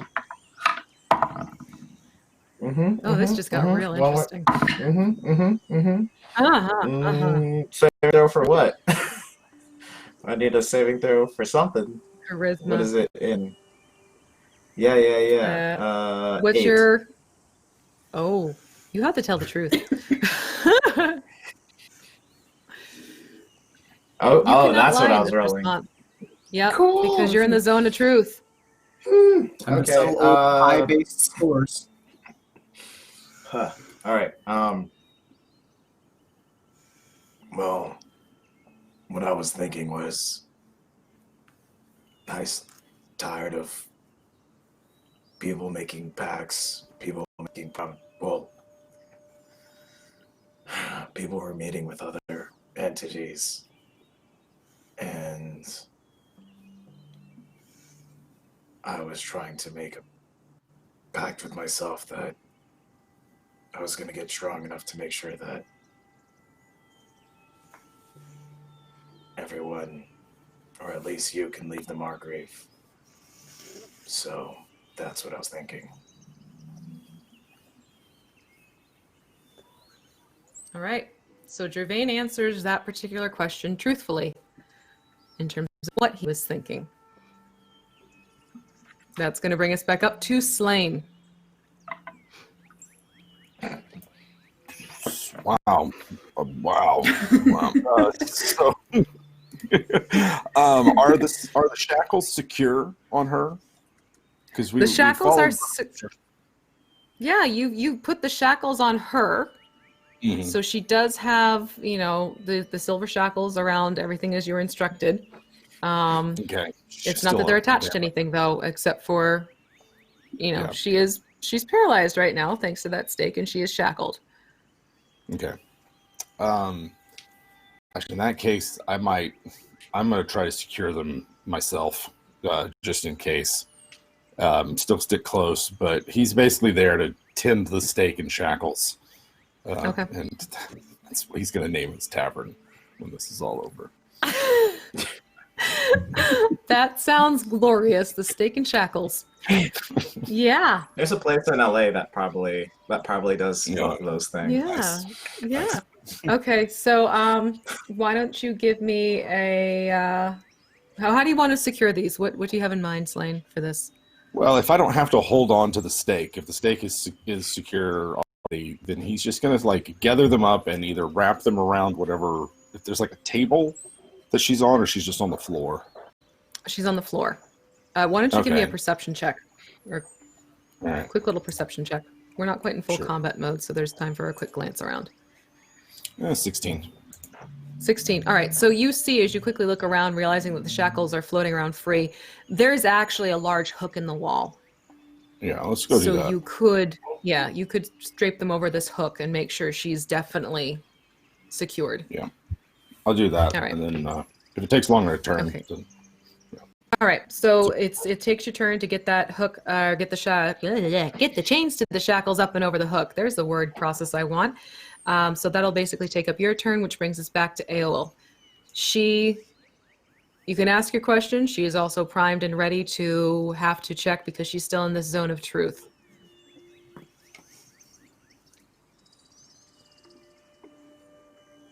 Okay. So you know how to get the vampire out. Do you know how to fix it? The problem, that is. Is there anything else you'd like to do besides, along with asking her this question? I've still got that blast ready because I'm a stir. Okay. And she, in this case, only got an 11 this time. So she's going to have to answer truthfully to you. You have to complete a new ritual. You have the good, you have the bad. I released the bad and destroyed the good. The stones will not be complete until a good and a bad representing each side is provided. And she's gritting her teeth as she is saying this. You can tell she doesn't want to tell you this information. But because of Weeble Wobble's spell, this is the truth. You need good from the druidic side and the bad from the vampire side of things.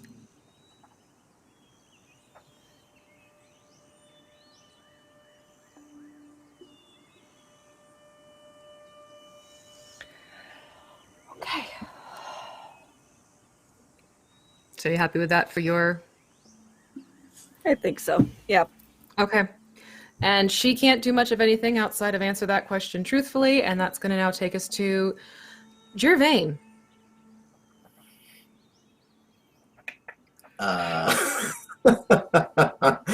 things are getting right interesting for you, honey. Is that a interrogation for her or me? I don't know which one we're doing. You okay. You can ask her a question if you want. Sure.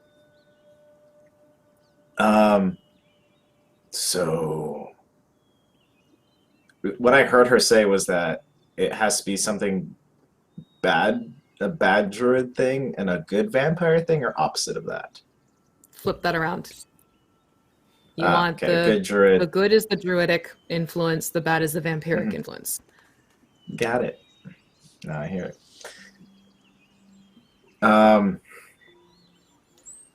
So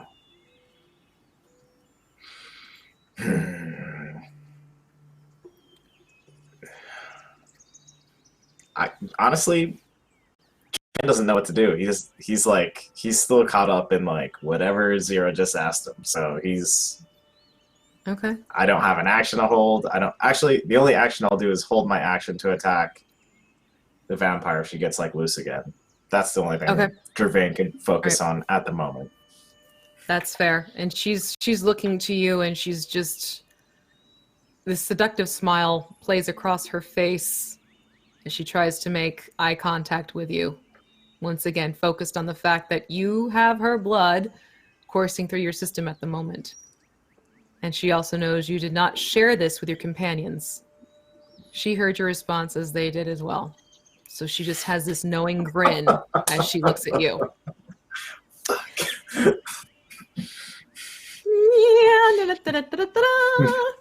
That's going to take us now to Maurice. Maurice is just going to choose to fail the Zone of Truth saving throw, if that's an option. Okay. He doesn't have anything to hide, per se. He might have a few regrets here and there, but that's not a big deal. He's going to bring the sword closer to Dracera. Okay. Okay, so we need good, we need bed. Where do we get the bed?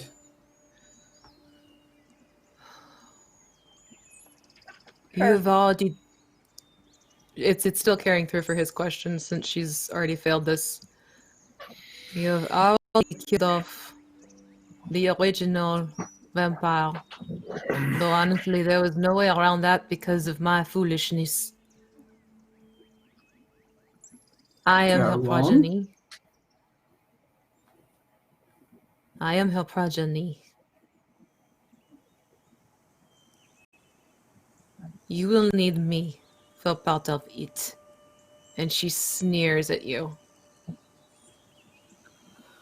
Keep making ugly faces. I'm just going to keep a part of you for it.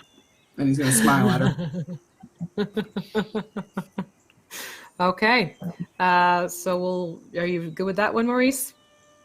Yep. For your turn? Okay. Weeble Wobble, what would you like to do? Seeing that Weeble your spell is Wobble. actually working.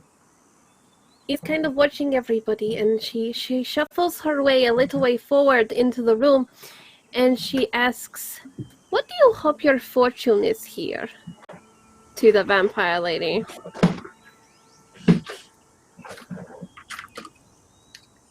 And she'll turn her eyes towards you because she can't exactly turn her head. Really, at this point, it's just the mouth and the eyes that can function.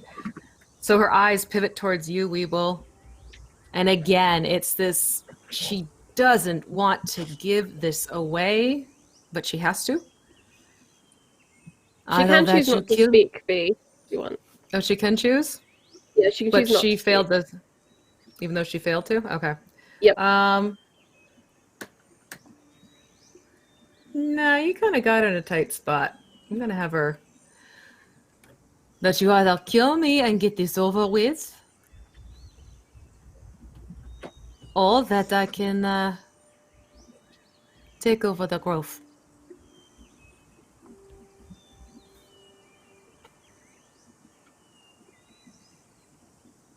And Weeble kind of looks at her assembled new friends, wondering if their patience is going to be pushed sooner rather than later to just obliterate this person. And she kind of seems nervous, and she grabs her tail and begins just kind of like playing with the end of it, not sure what to do. Okay. That's fair. Zira, are you still interrogating Gervain, or are you going to turn your attention... Turn your attention to Dracera.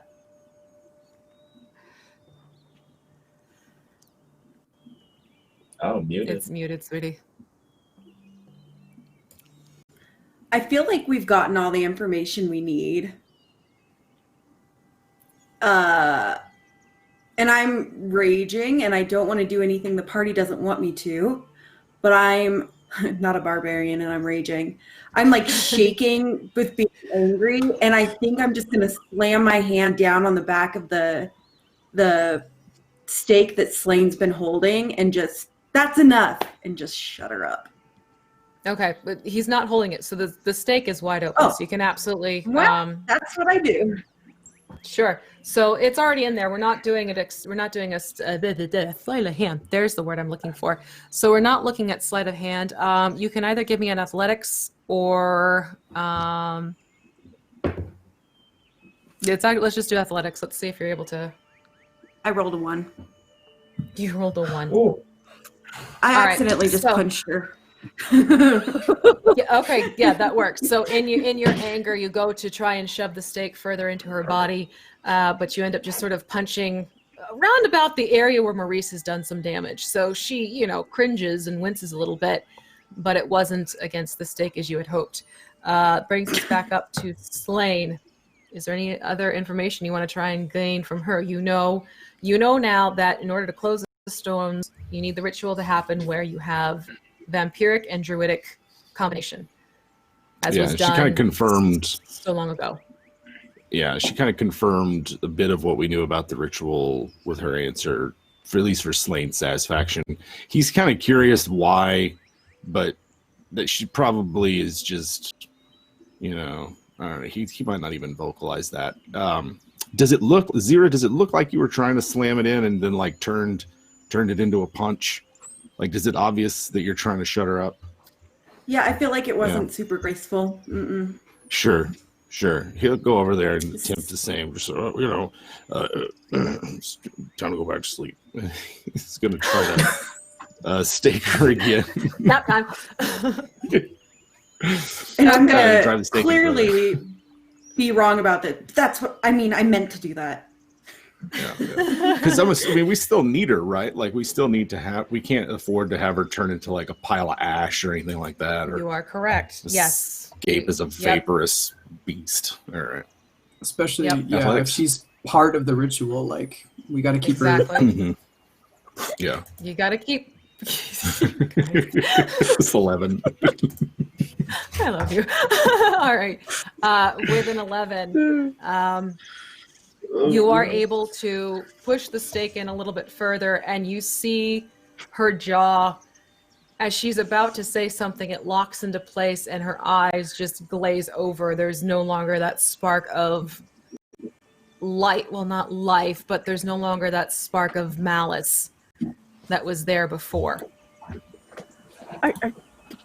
Are you kidding? We were still asking questions.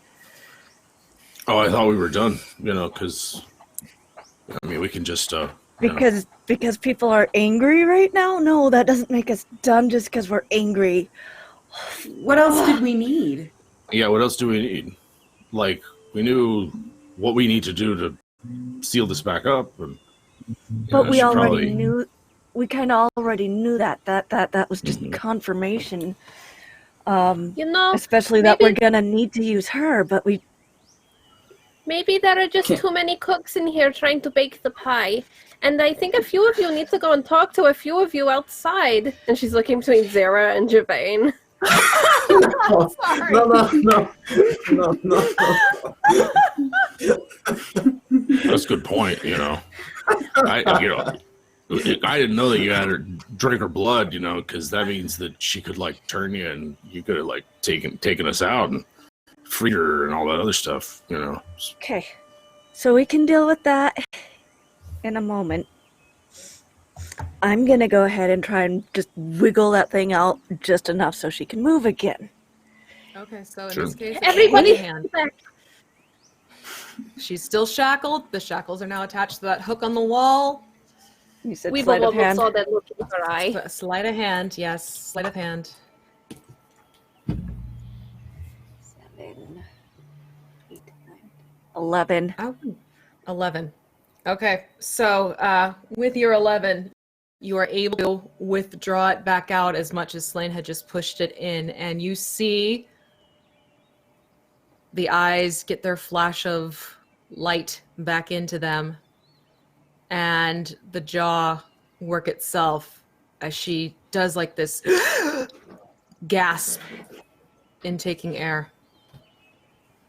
Good morning again, Welcome Sleeping back. Beauty. We weren't done. Some people are just a little confused. I'm gonna glare at EOL. It's fine. Glare at me. I don't care.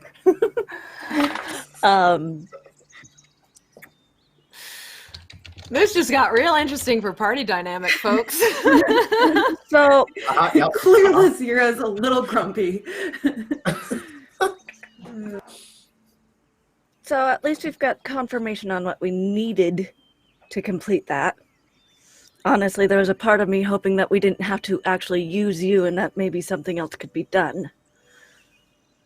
Because maybe you might see the error in what you did, but maybe I was wrong. Who knows? I like to be optimistic. So how about why? Other than the whole power thing, we kind of gathered onto that bit. So you're asking her why she did this. Mm-hmm. Okay. We still have the zone going. Weeble wobble, I'm guessing. Oh, Is yes. that Yes, everybody it is still going. Yes. Yes. Okay, she got a 16 this time. Does she succeed? I believe so. She said it was 15 before, right? Yeah. Yes, it was All right. 15. Okay. Sorry. So she succeeds this time, and she just sort of grins at you, and you see her eyes slide back over to Gervain. No eyes on Gervain. Gervain, turn around. Don't let her look at you, because clearly she needs to make eye contact with you. You're not his new mommy.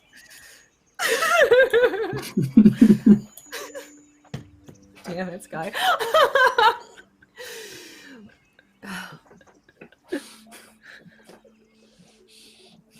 I can do whatever I want as soon as this thing is out of me. I could push it back in. Or I could ask him to pull it out. Mm, And Gervain, she's looking at you. She's not even looking at AOL as she's saying this.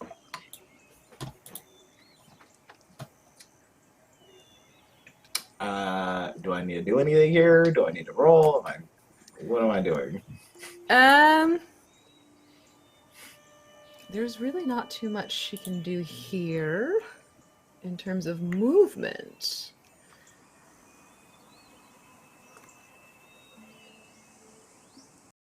No, there's nothing you have to do right now, but she's sort of releasing more and more information that you two are somehow connected by doing this. But she says nothing further beyond that. So, Gervain, it is your turn. Anything you want to do? Yep, I'm going to leave the room. Okay.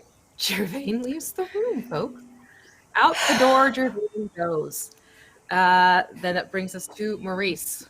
You see Gervain leave the room after he's basically being like major eye candy by this vampire. Maurice's head would follow Gervain out and then basically just rotate all the way around in a full 360 back to facing Dracera. What power do you have over Gervain?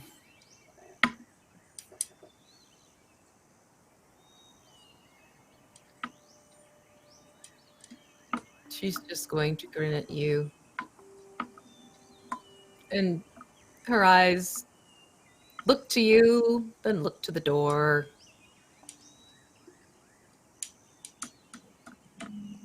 Maurice is gonna give her a little love tap with the sword, I think. Okay. Let's see if it hits.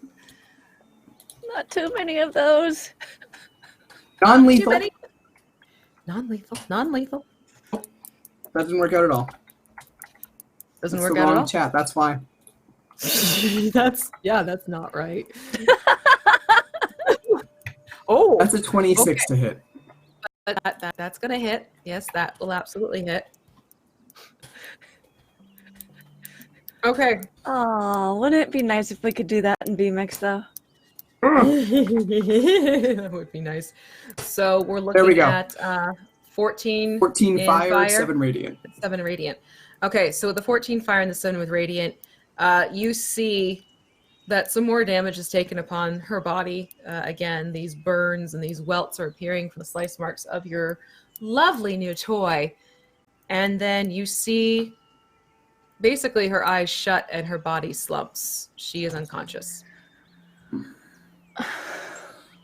Well, she can't affect Gervain this way. Can't help but feel this is a small win. I'm Not a trained. I'm a trained medic. Should I? Boop. Maybe not just yet. Yeah. Let's see if maybe we can help Gervain with his issue, if there's any way to handle that. Isn't that like a curse type thing? Isn't that how that works? Like they Not call it a exactly my vampiric specialty. curse. I wish Well- I knew more about this. I mean, is he I did- cursed if he chose to drink it? Is it even something we can get rid of since it's a choice he made? I don't know. And I say choice very angrily. The zone of truth is still on us, right? Correct. Mhm. I'm gonna roll for stupidity right now, just voluntarily. And at 20, So that's great. wisdom. Okay. It's no. I mean, I gave it to him. I didn't tell him to drink it. That was his choice. Not like he's been affected by a curse because of it. What? Maurice? You gave it to him? Well, of course. It's called balance. Got to balance out the light, the dark, you know. Okay. Why would you even tempt him with that? I wasn't trying to tempt him. I was trying to get him to drink it.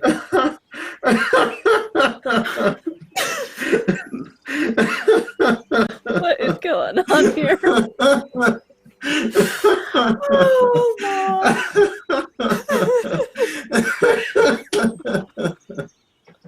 So let's get this right.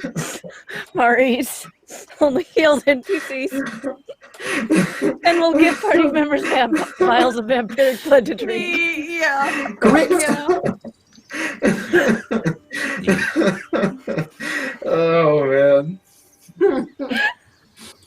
Gervain wants freedom more than he wants anything else.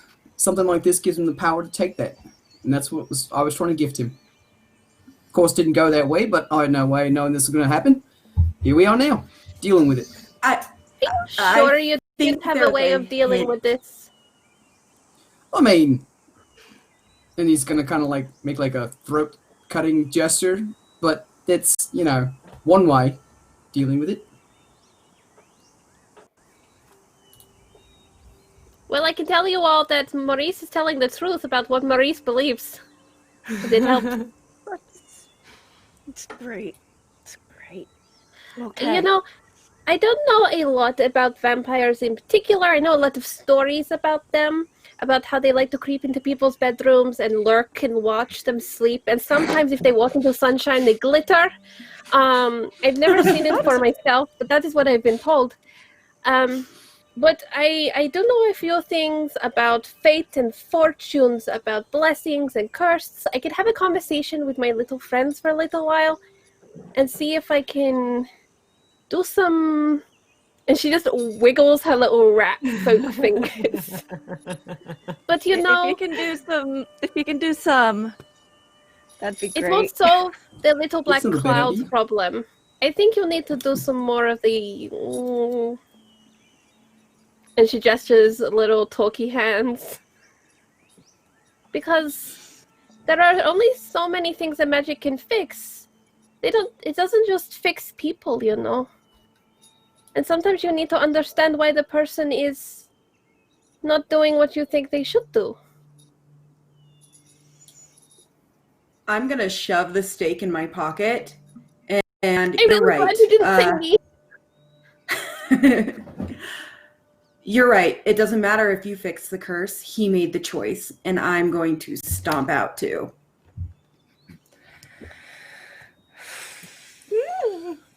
Pretty big part of me is a little worried she's going to go kill Gervain.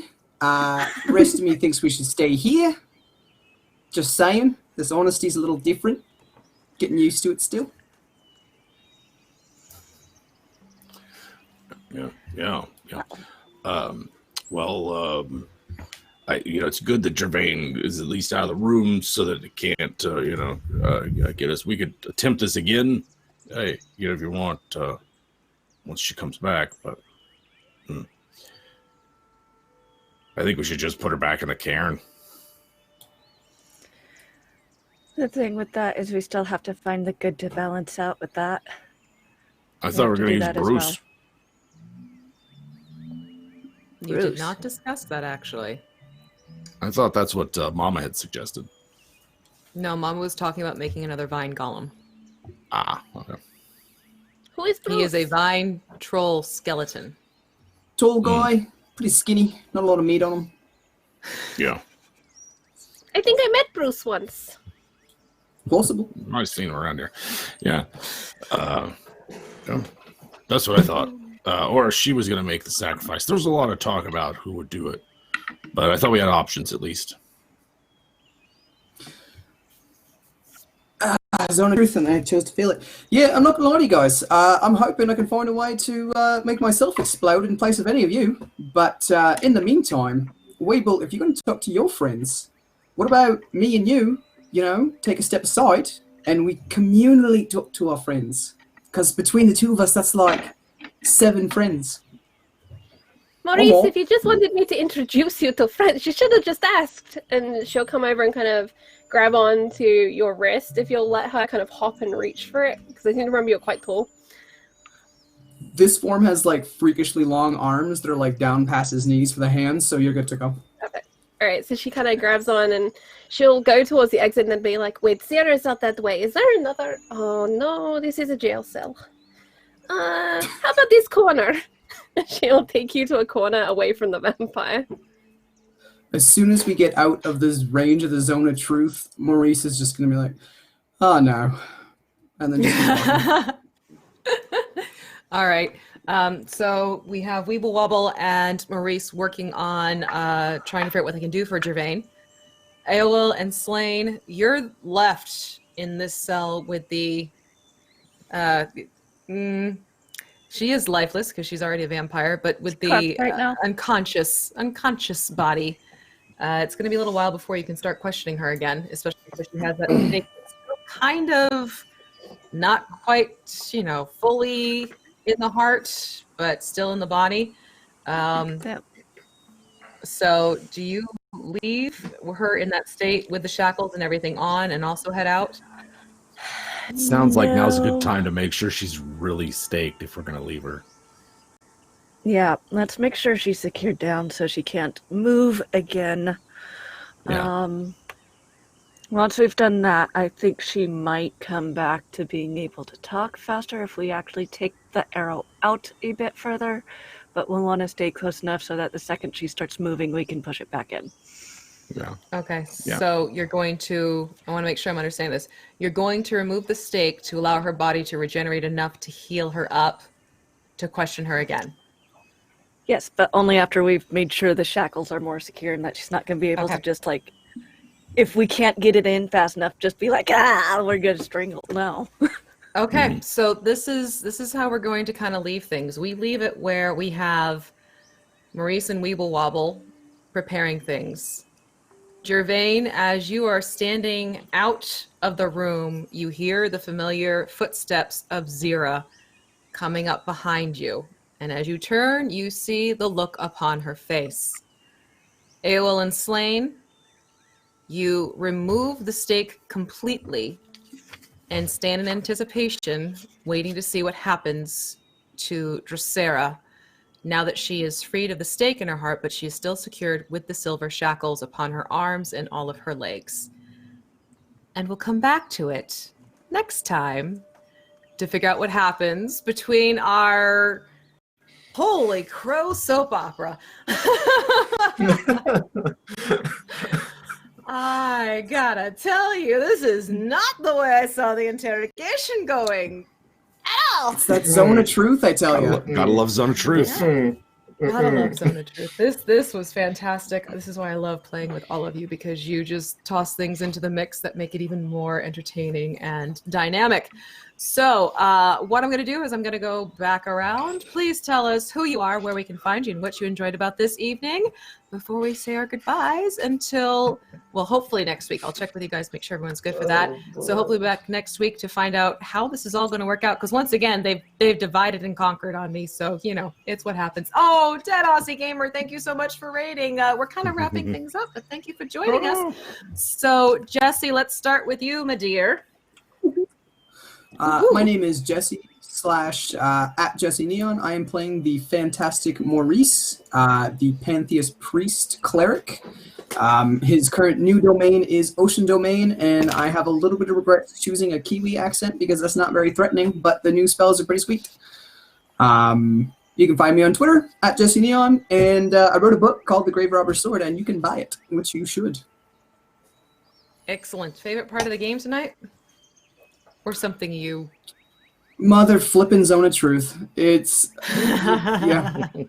As soon as you're in it, I mean, it just continues to persist. So things that just come to mind, you're not going to hide, at least not in my personal interpretation of the spell, because that's kind of dishonest, mild omitting. So like if it's just a thought, you're just gonna weeble wobble it out. It's just gonna happen. Oh, I love that. Weeble wobbles out of you. That's fantastic. All right, moving over to Sky. Please update us about where we can find you and what's going on and all that goodness. Oh, Sky. heck. What's you here? I was sitting in the reading chat and I just phased hard. Oh no, it's totally fine because the chats are going. Hello. Yep. I'm Sky. You can find me at Tornpixie Twitch on Twitter and Instagram, and then at Tornpixie everywhere else.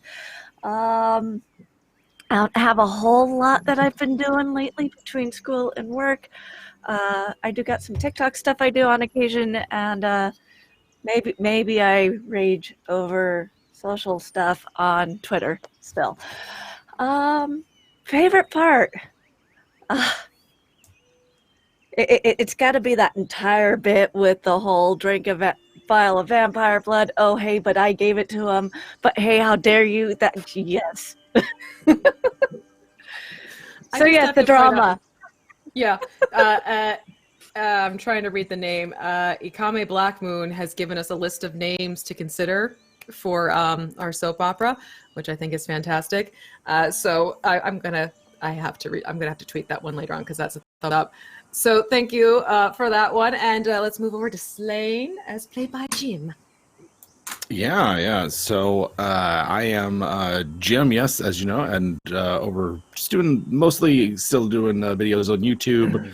There's, get in that space where it's like a lot of things going on, but you can't talk about them, so it seems like nothing's going on. So, big mood.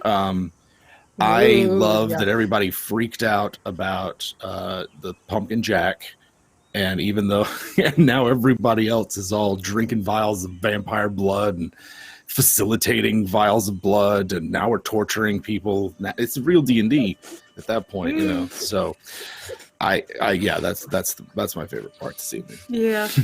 Okay, fantastic. Jumping up to the lovely Charlie. I had a blast today. It's super fun getting to play someone who can come in and, because I have powerful meta knowledge, can stir the pot really hard without saying very much at all. It's always fun playing spooky people who can see things, but things are always abstract when you get prophecies, right? My favorite part today, I love Zera unleashing her griffin and having a moment of pure joy. We haven't had a lot of joy recently. It's been a lot of very difficult things for everyone to deal with. So that was a nice moment. And I really personally enjoyed having the conversation with Iwilgalith about their comfort levels and how prophecy is vague and stuff. So I really appreciated that conversation. You can find me at Encounter Roleplay on the Twitters. I'm the Twitch director over there, so 5 days a week I run the shows. We have a great show coming up tomorrow at 2 p.m. Eastern, which is the show I DM, called The Crownlands, which is set in the Game of Thrones universe using the A Song of Ice and Fire system from Green Ronin, with some slight homebrews. But yeah, I'm super excited to be here on Kobold Press and playing this game with this amazing crew. Thank you so much, V, for having me. Of course, absolutely. Sliding on over to Kai. Your turn. Hey, I'm Kai, Stonefly Kai on Instagram and Twitter. My favorite part tonight was the fact that Weeble Wobble had practiced and practiced and practiced for the stake and then didn't get it. So that was pretty great to me. And then personally, I enjoyed the Griffin part as well. I felt like it was a good character growth for my character. What I'm up to.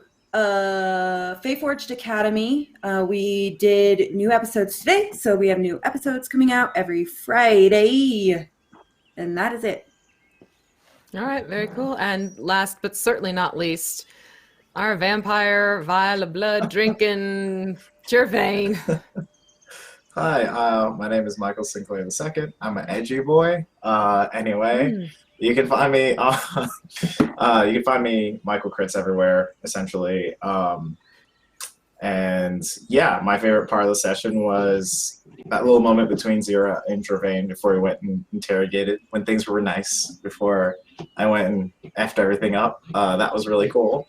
And then just like the funny shenanigans between the clerics and Jesse, like everyone saying like, you handed Gervain the vial of blood. It was just, that was a good time. Same thing as Kai or Stonefly Kai. I am also part of the Faeforged Academy. Like she said, we recorded 2 episodes every Friday. That's the only other thing I'm up to. I don't have something in the background waiting. I should probably work on that, but school's coming up very soon, so I'll kind of be very busy with that. But yeah, that's me. All right, excellent. I am V Muse, otherwise known as the Crafting Muse, over on the YouTube channel, where I show you how to paint miniatures and make miniature terrain. On top of that, you can find me every Thursday over at Mini Terrain Domain playing Cantriel in our campaign called The Dawnbringers. Right now we're doing Saltmarsh. Would love to see you over there this Thursday. Lots of fun with some great players. I'm also on a podcast that airs every Monday called Dark Fortunes, so please be sure to check that out as well. It's a Humblewood setting with a piratey twist, and it's my intro episode that goes live tomorrow. So we just recorded yesterday as well, so there's more episodes on our end too. And tonight, I absolutely loved the second that Zone of Truth came out. The things got real. That, oh my God, I was dying. That was fantastic. I loved how it just sort of changed the whole dynamic of the questioning. It went from focusing on Drosera to what? It was beautiful. It was absolutely beautiful. So, yeah, we're going to have some things to talk amongst ourselves next week and figure out what's going on. So until then, everybody, be good to yourselves and be good to each other. And we will see you on the flip side in all of our socials. So take care and have a lovely night and great week. Bye, everybody. See ya. Farewell. So long.